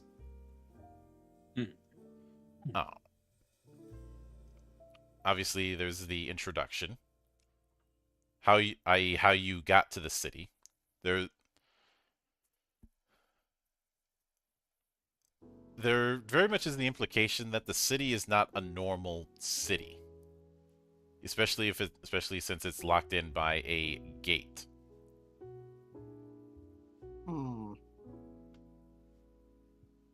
I mean, admittedly, the DM could, the GM could easily, pull something for the setting, but still, that's interesting. And when it comes to VIPs, the VIP is what would be in other games a sucker, a whale kind of mark. The VIP is what brings the Picaresque together. Their intention to bring Underworld Society crashing down on the VIP. Or rather, to make it big themselves, the goal is to have more of the VIP's influence than any other PC.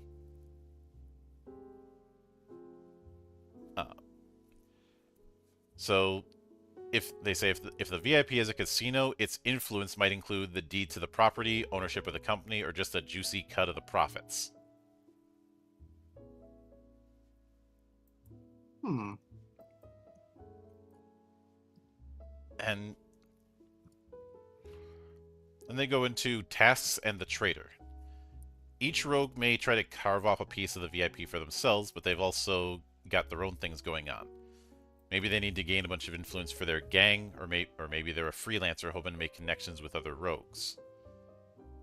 Those things, making the VIP your mark is natural, but everyone's got their own to-do list. These are tasks, and are considered secret information. After the story introduction, but before you start in on the VIP proper, the GM will give you your task in secret. Complete that task, you get bonus influence. When you get your task, you may also find out that you're the traitor. The traitor is essentially a rogue who's been hired by the VIP to work against other rogues. If you're the traitor, then it's your job to lie in wait for the moment that you can take back all that influence the PCs have gained for themselves. If you're not the traitor, you need to find out who is, or you'll meet your demise quickly. Okay. I will pause for the Among Us jokes. Sure, I mean, there's a bit of werewolf in there for sure. Mm-hmm. Gotta love those social deduction games. Mm-hmm. Yeah. You know, we're into it now. I'm definitely seeing... I'm not seeing the persona influence quite as much, but maybe that'll come when we get into how the gameplay flows. I can see it in some of the visuals, and I can I could certainly see it with Persona 5. Oh, yeah. Yeah, that's true. When was this game made? Was it made recently? It was a while ago. I'd have to double check when it was initially made in Japan, because obviously there was a bit of a gap between when it was originally made and when we got it. Mm-hmm. Yeah.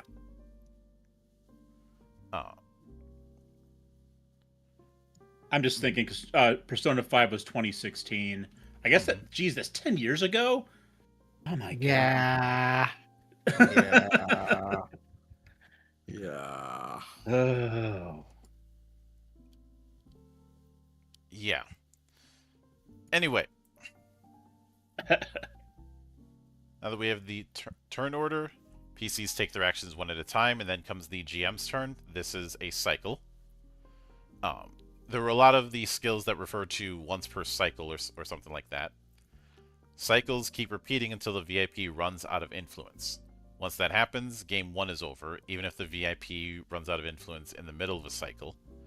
In game 2, the PCs try to expose the traitor and may even get extra influence from the Joker or their task. Once game 2 is concluded, you move to the ending. So on a player's turn, you can gather info, hustle, crush, call or break a truce, acquire an asset, either influence or a Joker, or cut a deal. Oh, there's the Persona influence right there. We got a Joker. Joker! Cyclone! So... Joker! Sorry. So when you gather info, you make full use of insight to scrape together as much dirt on someone as you can. Preparedness is key. When you take this action, tell the GM whether you're looking into the VP or another PC.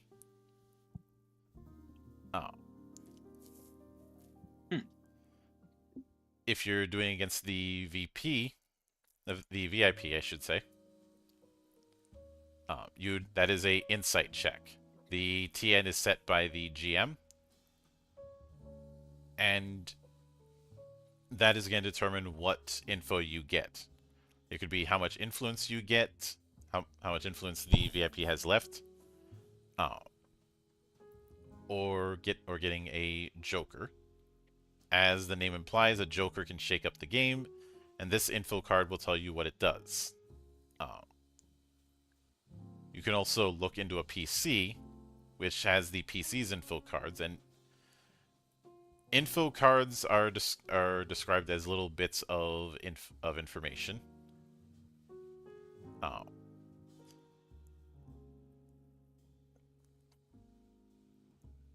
And you can also determine traitor or not, i.e., and you can't go into this right away. In order to do it, you need to roll a result that's at least 3 higher than your target on the first attempt, or already have that PC's info card when you try to gather info on them.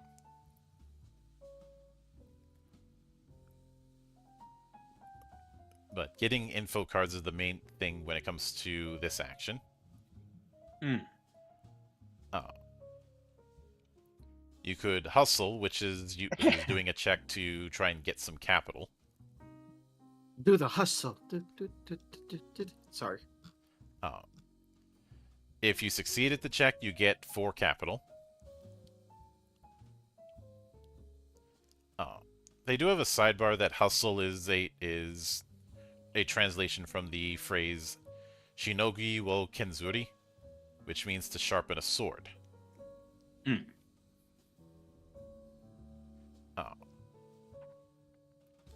Which I can see why that got translated to hustle.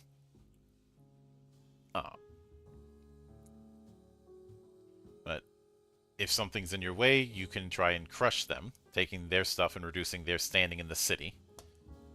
Name what you'd want to take from another PC. If you succeed at the check, it's yours. Though it is a opposed check. There are some PCs you can't crush. If you have a truce with them, if they succeeded in crushing last cycle, or if they've already been crushed this cycle. Okay. As far as what you'd want to take, you can take any info cards that they hold, 4 of their capital, 2 of their influence, possession of the Joker, or any traitor or not cards.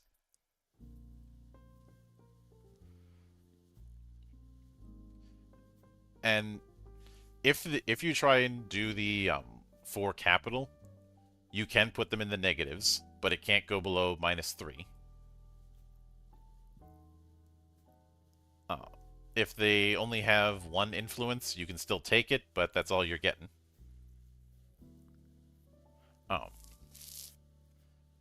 And there is the note when it comes to possession of the Joker. Sure, you can steal the Joker from someone else, but this action can also force the Joker onto them.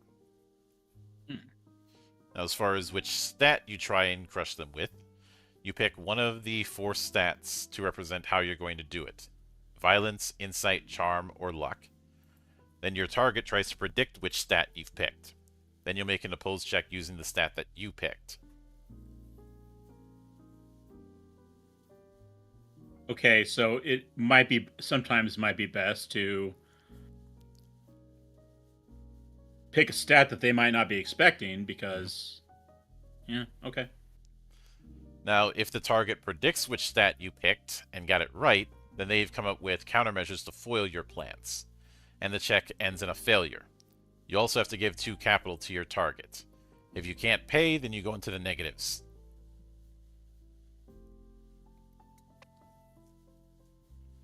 If they guessed wrong, then you make the opposed check as normal.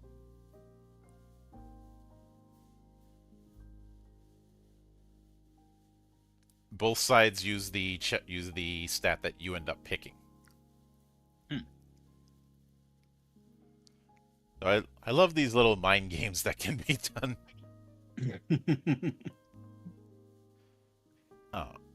You can also call or break a truce, which if you ask the PC you're going to be doing that with, if they agree, then it happens.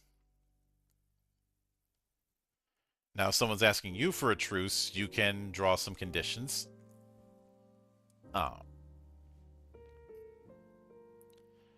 When you break a truce with someone, they take a -3 penalty to the results of the check that they just rolled. They also can't use capital to modify the roll. Either side of the truce can break from it, but it's only the one who's getting dumped that takes the penalty. Once the truce is broken, both parties lose their enhanced stats. If you have to meet multiple truces, then don't sweat which stat raises came from which truce.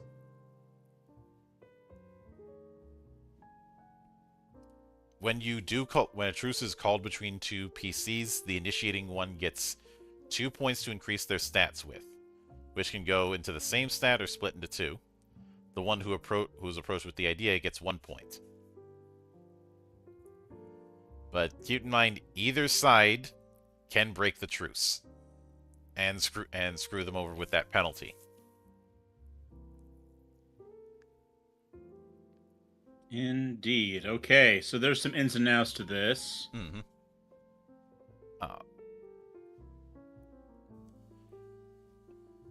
And there's also acquiring an asset, whether it be influence or joker. When acquiring influence, first make a check against the VIP using violence, insight, or charm. You can't use luck. If your result beats the TN, you succeed in grabbing influence. If you get an idea on how to narrate your attempt, feel free to act it out. So you'd get D3 plus 1 influence. This is rolled by the GM and is supposed to be conveyed to you in secret.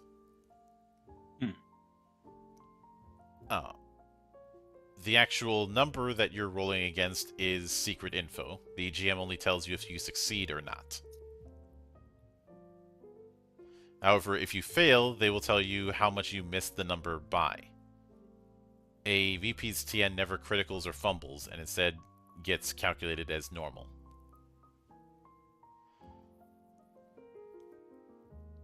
Now, if you acquire the Joker from the VIP with a successful check, the GM will tell you which stat to use.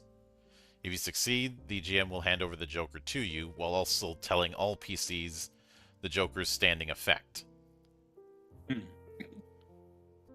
So, getting the Joker is going to be a significant advantage, but it also means that everyone now knows what the Joker can do. So, when the Joker's standing effect is revealed to all players the moment someone grabs it from the VIP, and regardless of whether or not the effects are beneficial, if you hold the Joker, you can't throw it away. If you want to get rid of the Joker, you have to either cut a deal with someone or force it onto someone by crushing them. Okay. So do we know if the old effect is always going to be negative? Or could it be positive? We just don't know until we get it. It could go either way, it appears. Oh god, it's Old Maid.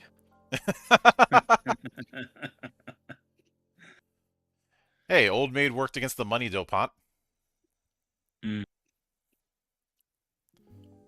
Oh, it feels like that's what they're going for. But you can also cut a deal with someone. Though if you're handing over info cards, you cannot use your own or the traitor or not in those negotiations, even if the other party demands it from you. I think the main way you'd get that kind of thing is either by casing the joint or by crushing.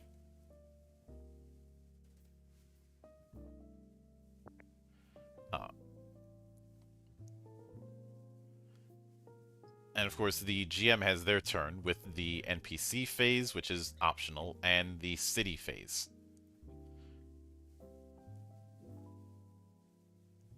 Which city phase can result in either a focus check or a event check. The focus check determines who gets hit with the event, and the event check is whether or not they can overcome it. So, i.e., when the players have taken their turn, the GM makes sure that something happens in the city that is going to be either convenient or inconvenient. You can have NPC bodyguards if you so choose, which does have their own stats. Bodyguards can have influence offloaded onto them to raise their stats. And if you wish, you can give them capital, but it's not renewable. Bodyguards only try and crush PCs that hold influence.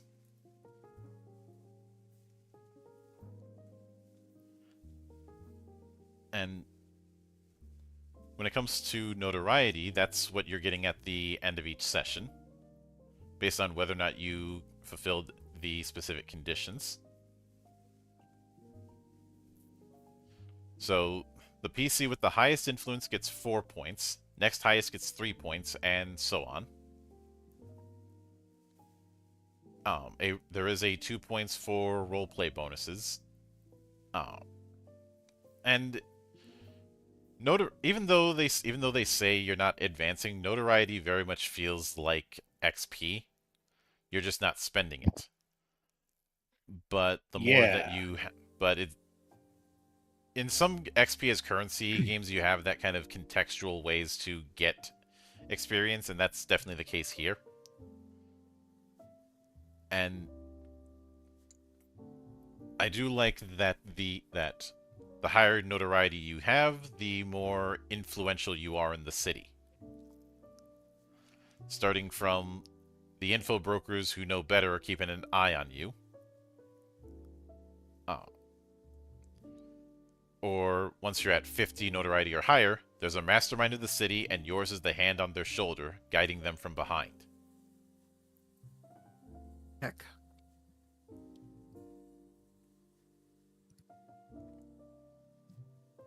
And after that, they go into the trader and what they are, which we kind of already hinted at. The trader is trying to get influence back that the VIP loses.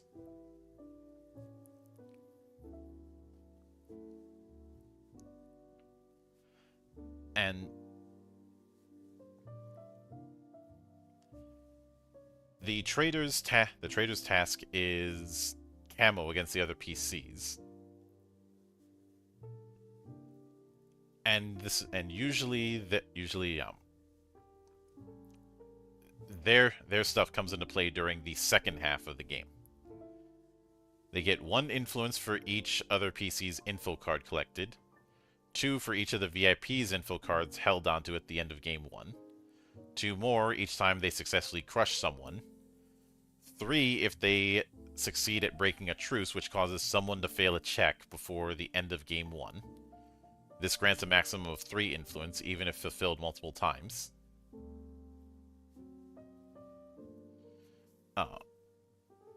However, the trader cannot have the most nor the least amount of influence.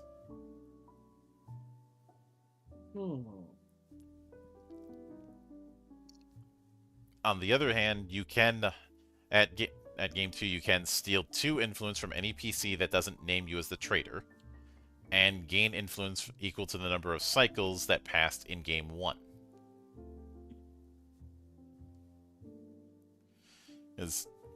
We really have 2 phases here. Phase 1 is about screwing over the VIP. Phase 2 is about exposing the traitor.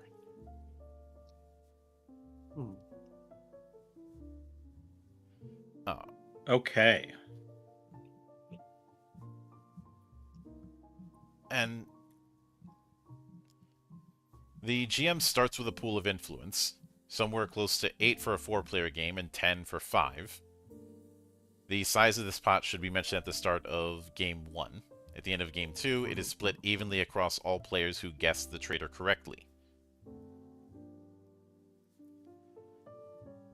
Now, if you get it wrong, there's consequences.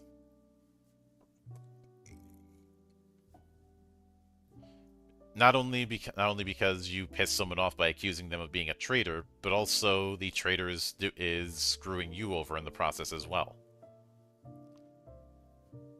If the PC named is not the traitor, you have to give 3 influence to the named PC, and the traitor takes 2 influence from you. Oof. If you do not name a PC as a traitor, they take 2 influence from you anyways. If they are the traitor, the pot of influence is split evenly across all PCs who guessed correctly.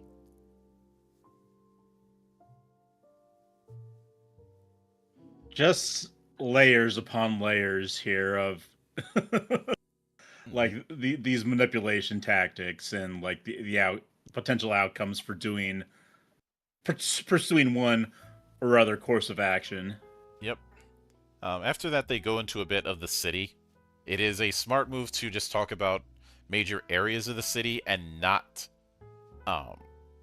do a map of it. Like, you have the different districts, but it's not it isn't going with a full map. So you can have the city look like how you want it to.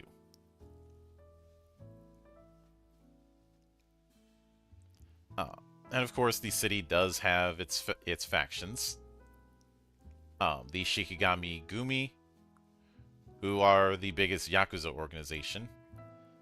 The Channel, which runs the one radio tower in all of the city. Mm.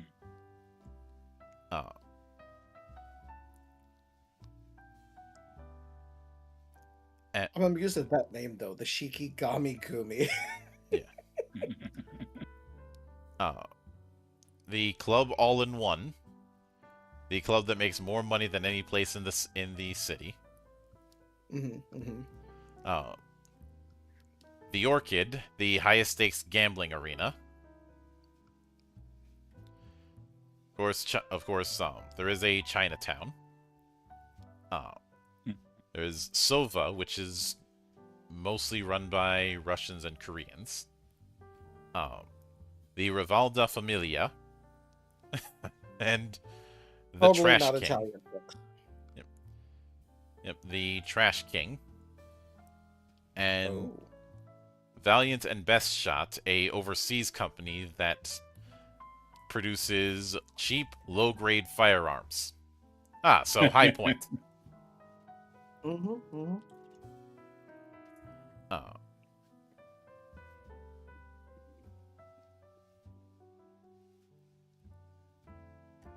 But after that, they do go into a bit of the stuff for the GM,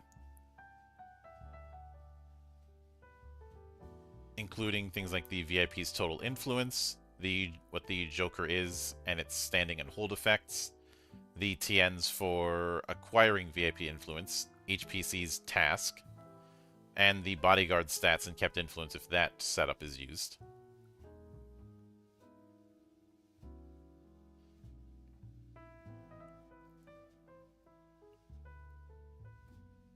And of course, going a bit further into the different player and GM turns.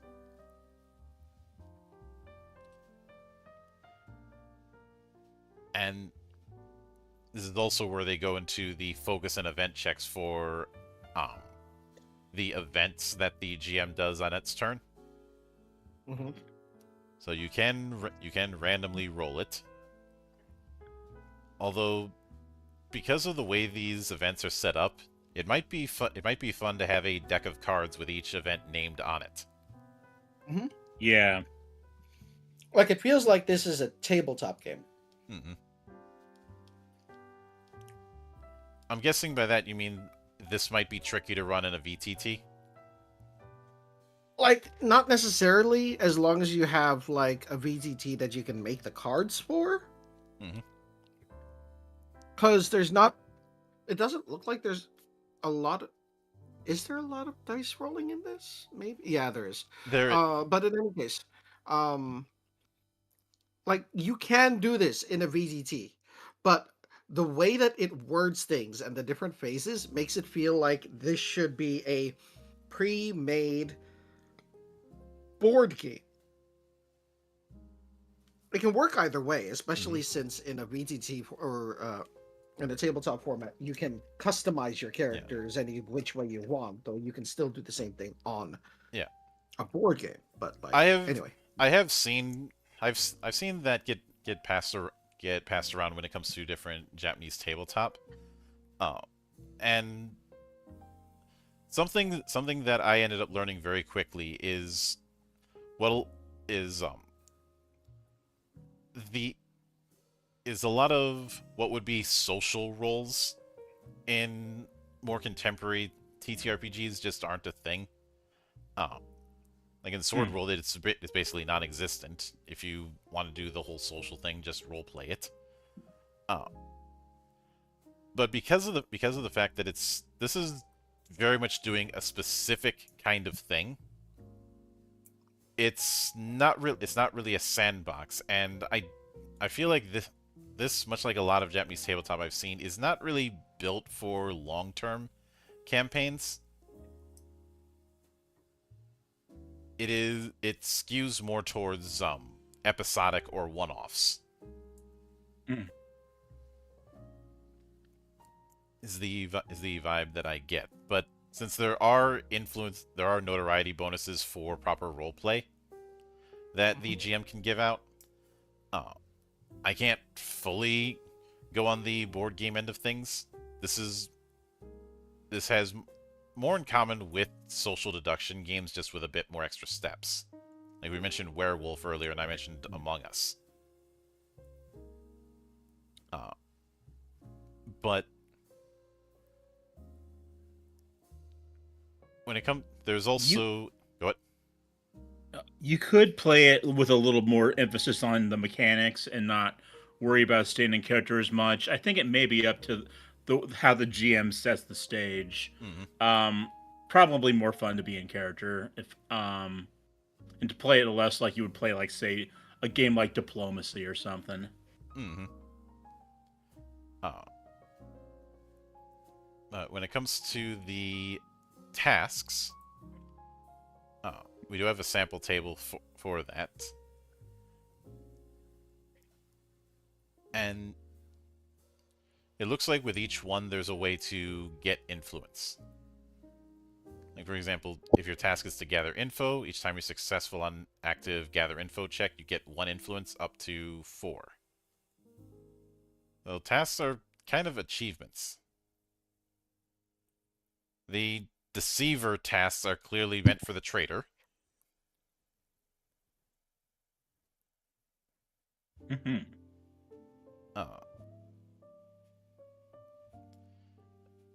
And also having this is one case where having a 1-page sheet makes sense. And not only is it a 1-page sheet, but it also appears that it is a sheet to manage the whole group, and it's clearly skewed towards a group of 4.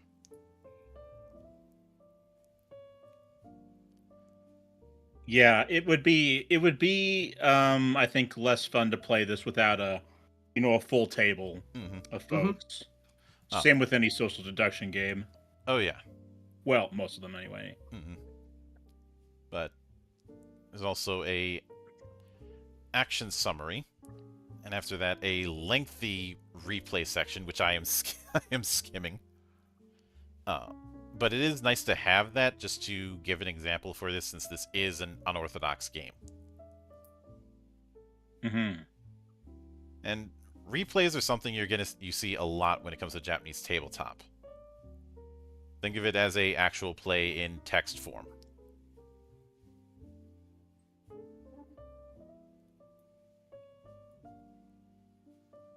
And like I said, it goes quite a bit.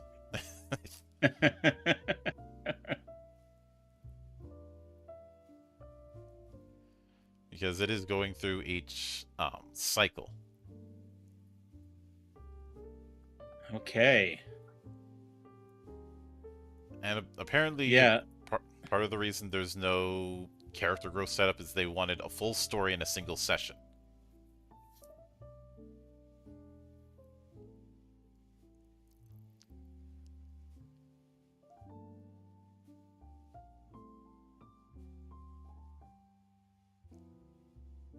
But and I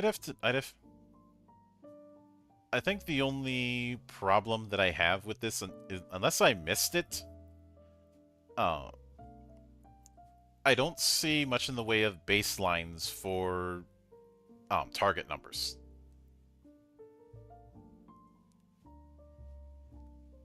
I'd have to. Something's like correct. Yeah. Like I see the sample tables, but I don't see how much one needs to roll in order to succeed at something. Yeah, or even just a base. There is the task table, but that's just the achievements that I mentioned before.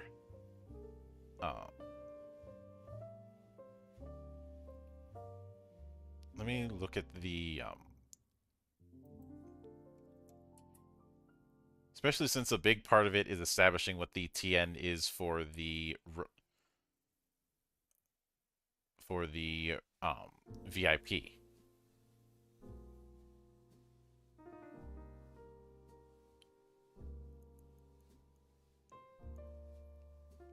But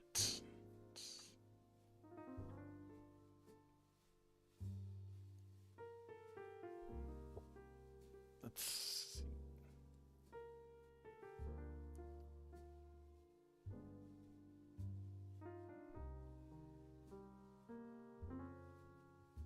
Okay, it does give some suggestions in each one on a player's turn part of the GM section.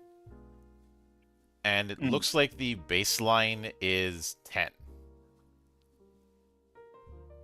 in a lot of them. Like for gather info, the TN is 10, give or take a little, and same with hustle. Yeah, there we go. But I feel like there maybe earlier on there should have been a note of TNs are usually 10 or usually 8 or something like that.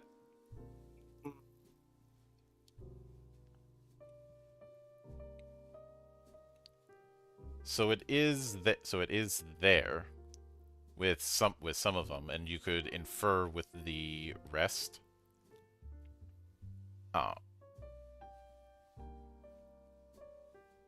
And obviously with certain ones, a TN isn't necessary, like say calling a truce, because you're not rolling dice for that.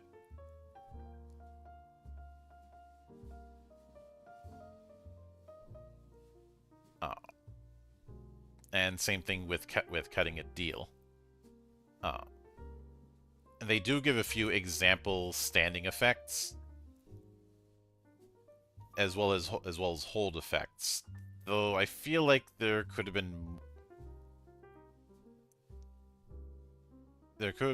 are more examples in the Hard Times booklet, but we're not covering that.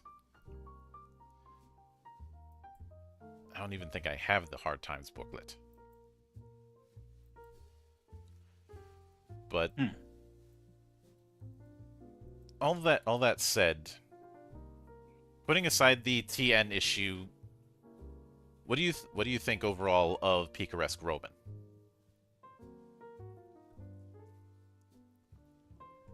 I would have to run through a few rounds. It feels like something I would definitely love to play. But I'm usually used to games where I work with people and not like try to one up them. So like social deduction games aren't really my kind of thing usually. But it looks fun. Oh, Yeah, you gotta be have some thick skin or have a good sense of humor to enjoy this game, I think. Or just be good friends with the people you're playing with. I don't think I'd want to play this with a bunch of randos, because you don't know what you're getting into. You wanna, for it to be like a good, healthy game, play with people you know for this one. Definitely has that. Other than that, it seems cool. It seems fun. Think good session 0 for this one. I mean, we always wanted one of those, right? But this seems like seems especially useful in this case. Oh yeah. And I know Persona was brought up, but I would say people who like social deduction games would fit in with this. I also say anybody who is the more abusive player in Mario Party or Monopoly is going to get more out of this. Yeah. Yeah. Because Yeah. everybody thinks that Mario Kart is the game that ends friendships. If Mario Kart ends friendships, Mario Party starts wars and blood feuds. Uh-huh, uh-huh. Yeah. Although this kind of thing of everyone trying to get ahead and there's somebody who is the traitor, that describes so much crime fiction that I can't I wouldn't even know where to start. Yeah. Oh, Especially the notion of everybody getting together for the one big gig. mm-hmm. I mean, what have your friends watch a few episodes of Great Pretender or Hmm. like a Lupin the Third movie or something before playing. Well, maybe depends on which Lupin the Third movie, I suppose. Um, because Lupin's gang is sort of tight or loose depending on the movie. Um, well, let's be honest. The one who's the top suspect for being the traitor is Fujiko. Oh yeah, yeah, always. You mean Uh, she isn't already? uh, Either depends on the story. Sometimes she is, and sometimes she is, quote unquote, but it's a ploy. And sometimes Miyazaki directs the movie and she's a gun bunny. Hmm. Oh, Sometimes Detective Conan comes out of nowhere in order to solve everything. yeah. I still find it an ultimate dick move that they tease this crossover between Detective Conan and Lupin, as well as throwing in Kaito Kid. Which, Hmm. admittedly, a crossover movie between Lupin and Kaito Kid, I would throw money at the screen for that. Mm-hmm. Especially since the premise is pretty damn easy.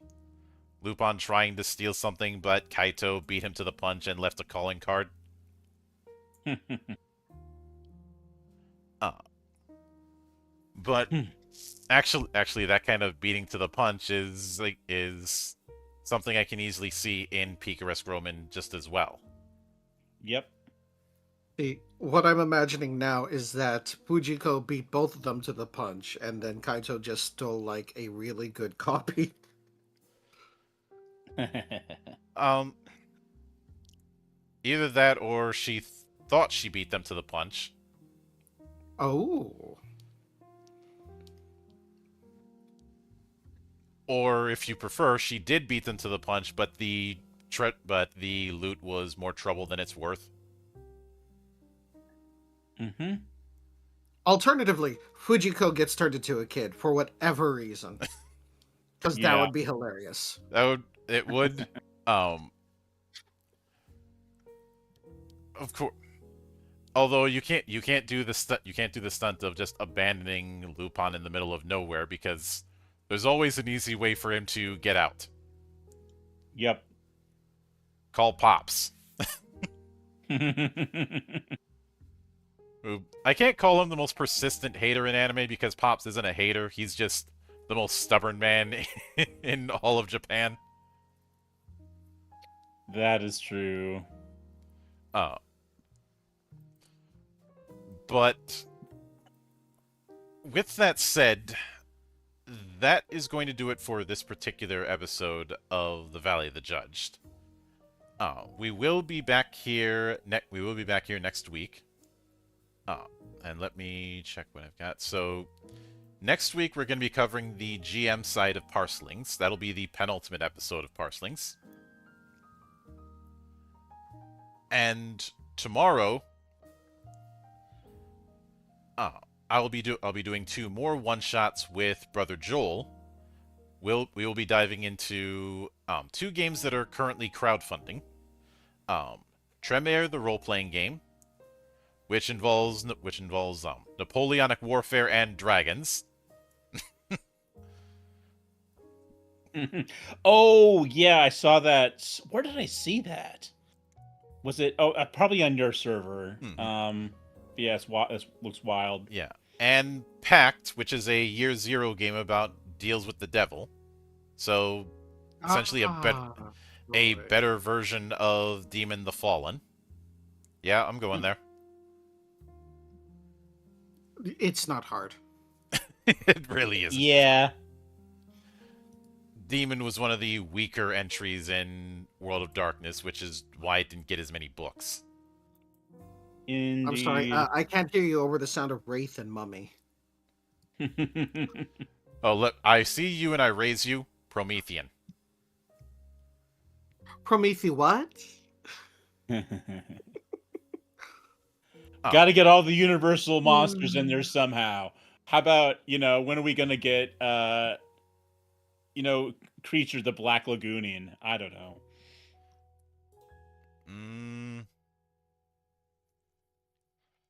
Vampire Wait, in Dark hold Ages? on, I got you.